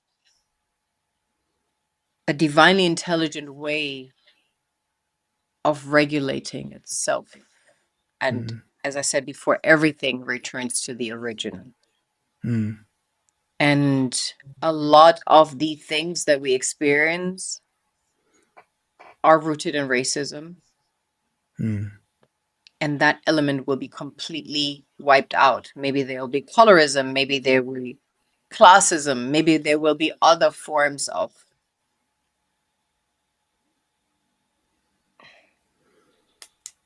I don't even know how to call it. differentiation. Yeah, differentiation, subjugation, injustice, Mm, justified based on subjugation, but it can no longer be color, skin mm, color can no longer be that, you know. It needs to be other defining factors. mm, And somebody told me this yesterday that only in the, I think, 30s, people began to worship celebrities. Before they would worship people who had accomplished something, mm. or True. saints, actually, Yeah. saints. It was saints, right? And they tried to emulate the saints. And then they had musicians, they were touring, they didn't have TV yet, you know, and then they had movies, and then that began. But Mm, before, people were idolizing something entirely different. And that also shows in which time period the mind can be rewired and changed. mm, So I 100% know with absolute certainty that there will be a time where, like the time of the Moors, where Black people will reign in Europe. And I pray that at that point in time, they will honor their brothers and sisters on the continent, and it will be just a beautiful exchange mm. and no longer that of extortion and subjugation. I think that's a beautiful outlook. I think I've always I'm of the mindset that racism isn't even that old as people think it Mm-hmm. is. I think one of It's the not. biggest yeah, It's I not. think one of the biggest kind of like mental gymnastics they try and play is they try to backdate racism throughout antiquity, and it just doesn't exist. Mm. It's a recent phenomena, Yeah. recent historical phenomena that doesn't have that much well, it doesn't have that much anchoring in human behavior. And I think just like you said there, we'll probably be able to see it out relatively. People will be surprised how quickly it falls apart. Yeah. So I'm with you on that. Definitely with you on that. Can I just ask you, how did you looking back? You obviously you did the talk. Can I ask how that came about? The TED talk initially. Because of the initiative, the creative collective I had with the 21 Street Kids, and as a result, I was invited because we created remarkable art and fashion and so forth, and people took note, and we did that without a single cent of donations, without electricity, without running water, and it really sparked so much necessity sparked so much creativity, Yeah, and yeah, that all happened during the time of me living in Sierra Leone, that's amazing. and has inspired so much of what I do today. The Female Innovation Lab, the FREETOWN Innovation Lab, is born from the necessity being the mother of invention and creativity. That's amazing. Mm-hmm. But yeah, they weren't expecting that. They were expecting some NGO, some NGO. It's true. They were expecting that. Something cute. I also thought as I said, the ancestors were like, this is the message. I'm like, sure. All right. It was beautifully. I have to say to you, maybe you don't hear this a lot, maybe you do, but I have to say to you, that's what you did that day was very important, you know, even to me as an individual. Obviously I run a history network now, got over 100,000, about approaching 150,000 subscribers across the network. I'm able to educate Black people about, our history. I do it in a very bold way, and I can never kind of I can never undermine how much of an impact people who blaze trails like you in TED Talk, because that was trailblazing. No one had gone to a TED Talk and given that kind of message. Those are the kind of things that I consumed. Just like I talked about the fact I don't read the news, I do consume certain things that empowered me. That speech, and I know I'm not unique there, empowered so many people. So I think sometimes you can do something and you can appreciate its impact in the moment, which was clear and tangible, and they got up and they gave you a round of, standing ovation and all of that. But outside of that, I'm telling you, I know for a fact that speech had impact. Forget that me as an African impact. I was impacted by that. It's the truths that I knew, but the ability to get up there and to put it in front of that audience, that was like, yeah, we're here now. You're not gonna ignore us forever. We're here now. Yeah. So no, I agree with you. It was like tearing the fabric of the status quo and the paradigm, just tearing that veil for a moment, and then like, whoa, and you can't unsee it after you've heard it, or you can't unknow it after you've heard it.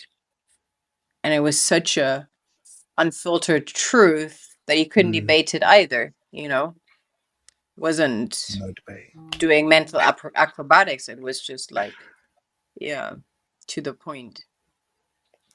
Definitely divinely inspired, those words, because like I said, there was no the silence kind of contradicted what I could see going on inside there, which was huge amounts of chaos. I could see the chaos, but the everything about the countenance was just, they had to sit there and listen while their mind was going. So it was something. It was something. Like I said, I don't think I've seen anything top it. on TED Talk since as well. So it was something. It was definitely something. Yeah. I want to give you your flowers now as well. I want to kind of like thank you for doing that speech. I do. I mean, let's thank Um, the ancestors because I cannot take credit for the integral message, really. That I was could not thank them my as well. idea. I know, but I'll thank them So, as well. But I'll thank you while you're here yes. because we need people, look, For the delivery, irrespective. yes. Exactly, we I need did my vessels. job. We need people who are willing Yeah, to, yeah, put it on the line and say no. This I I'm going to agree. tell my truth. Appreciate it. I appreciate Yes. you. Um, Thank you you. had a CNN gig, and I'll let you go after Yeah. this. Afterwards, you Mm-hmm. did I saw you did like a interview on CNN Turkey. Mm-hmm. Mm-hmm. Um, was that off the back of just purely off the TED Talk, or did you find you were getting pulled into a lot of media after that? Because I imagine it kind of went both ways, in that it was very popular, but also very popular Mm-hmm. for reasons that they probably didn't want to perpetuate. What Hmm. happened with the CNN Turkey? And I think you said I would they cut some of your say, speech out, didn't they? yeah. I mean, you experience the conversation with me. It's very unfiltered, right? I don't shy away from the truth, and I don't shy away from making people uncomfortable and being disliked as a result. I understand this is a major network. So I'm not surprised. I paused for a moment, I withdrew from the public eye because I was very busy actually building new chapters, Mhm. ethical minerals being one of these chapters, the FREETOWN Innovation Lab, the Female Innovation Lab, our initiatives in Sierra Leone, ethical minerals as a result of being guilty Mm, of perpetuating child labor, child slavery, human trafficking in the Congo and wherever these minerals come from that we need in mm, these devices, and compelled to make a difference in this lifetime because nobody cares mm, besides perpetuating the systems. mm, So I was very busy with paving new paths and trails, as you call it. So I really wasn't responsive to interview requests and these kind of things that I was getting, obviously. But for the past 5 years, I just couldn't, I was committed to something to build again. And when it's mm. time, I'll speak about what I built. Hmm. Well, I think on that note, I'd like you to tell me about all of you've mentioned them, but I want you to take some time now to talk about all of your initiatives because I think Hmm. potentially one of the things that I can see in this network is the potential to network our initiatives, network our Mm, people, and also just because even some of the stuff that you've said there just sounds. This is what we need. We need alternative systems to the ones that bingo. are being used currently Bingo, you for said to it. see the progress. So I want you to take some time now. Tell me about each and every one of those initiatives that I'll you're running at the tell moment. you in the order in which they were. Well, no, I'll tell you what ethical minerals, Hmm. because ethical minerals was born out of the desire to offset my karmic impact, negative karmic impact, and offer people a healthier alternative, enable people to make healthier choices for their karmic wheel, so to speak, and also for those who are subjugated to work in these mines. And it just didn't exist. And I looked and I looked and I realized nobody cares. And so I had to care. And I realized care comes in the form of action, because initially I wanted to form a blueprint and was hoping mines would implement that and mine according to ethical criteria and standards.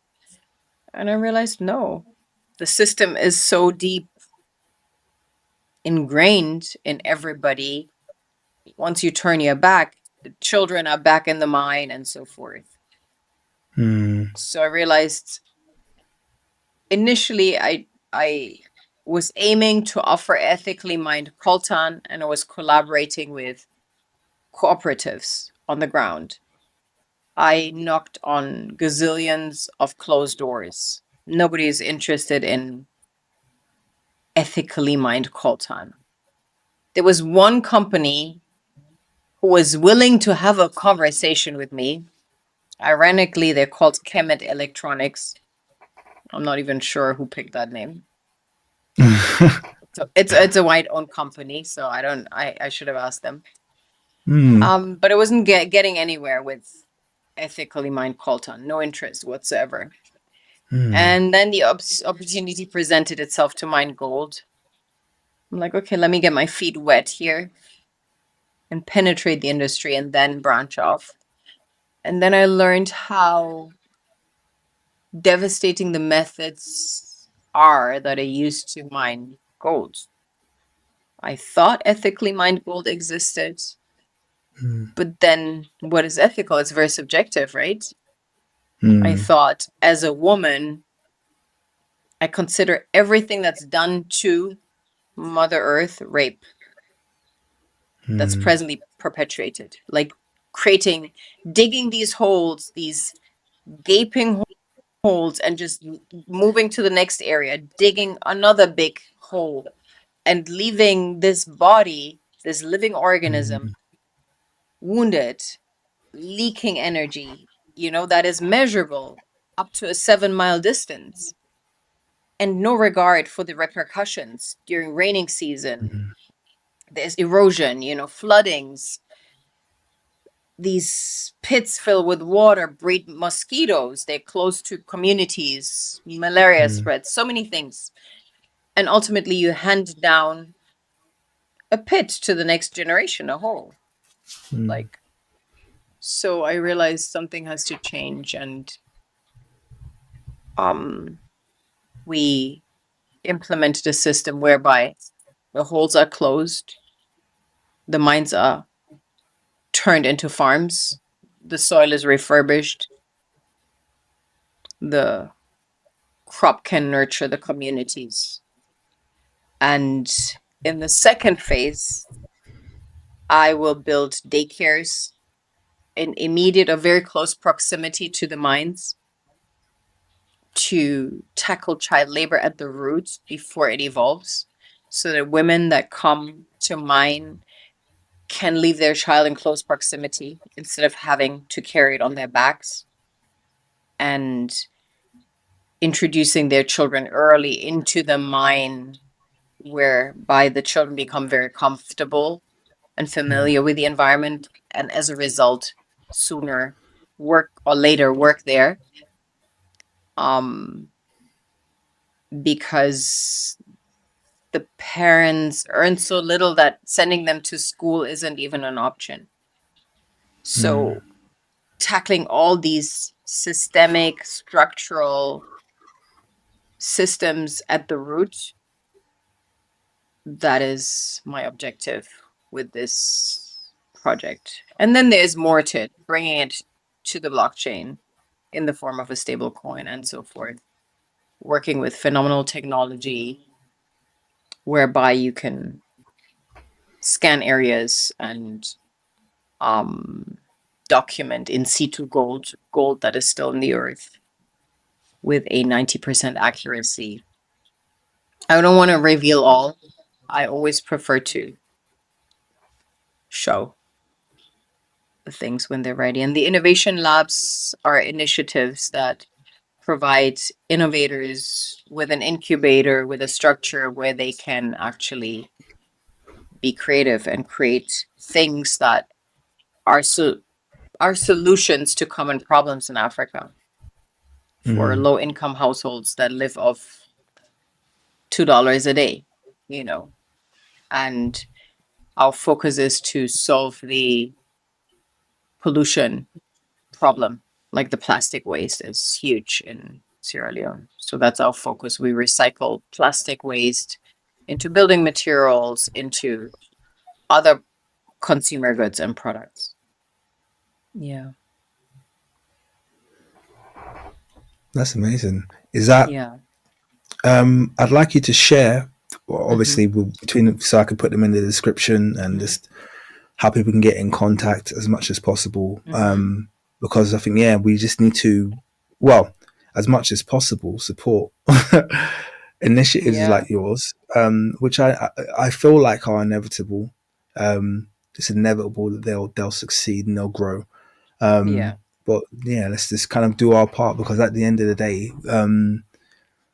this is what we need. This, if we're talking about a future, you know, a real future, not just a perpetuation of, you know, current realities, but with, you know, Black people making a bit more money. No, actual a sustainable future of actually a pattern of, you know, trade that, like you said, isn't based on damaging extraction, but is based on actually improving our world as we go along. It needs initiative like yours. So yeah, that's really Disrupt. thank you for sharing that.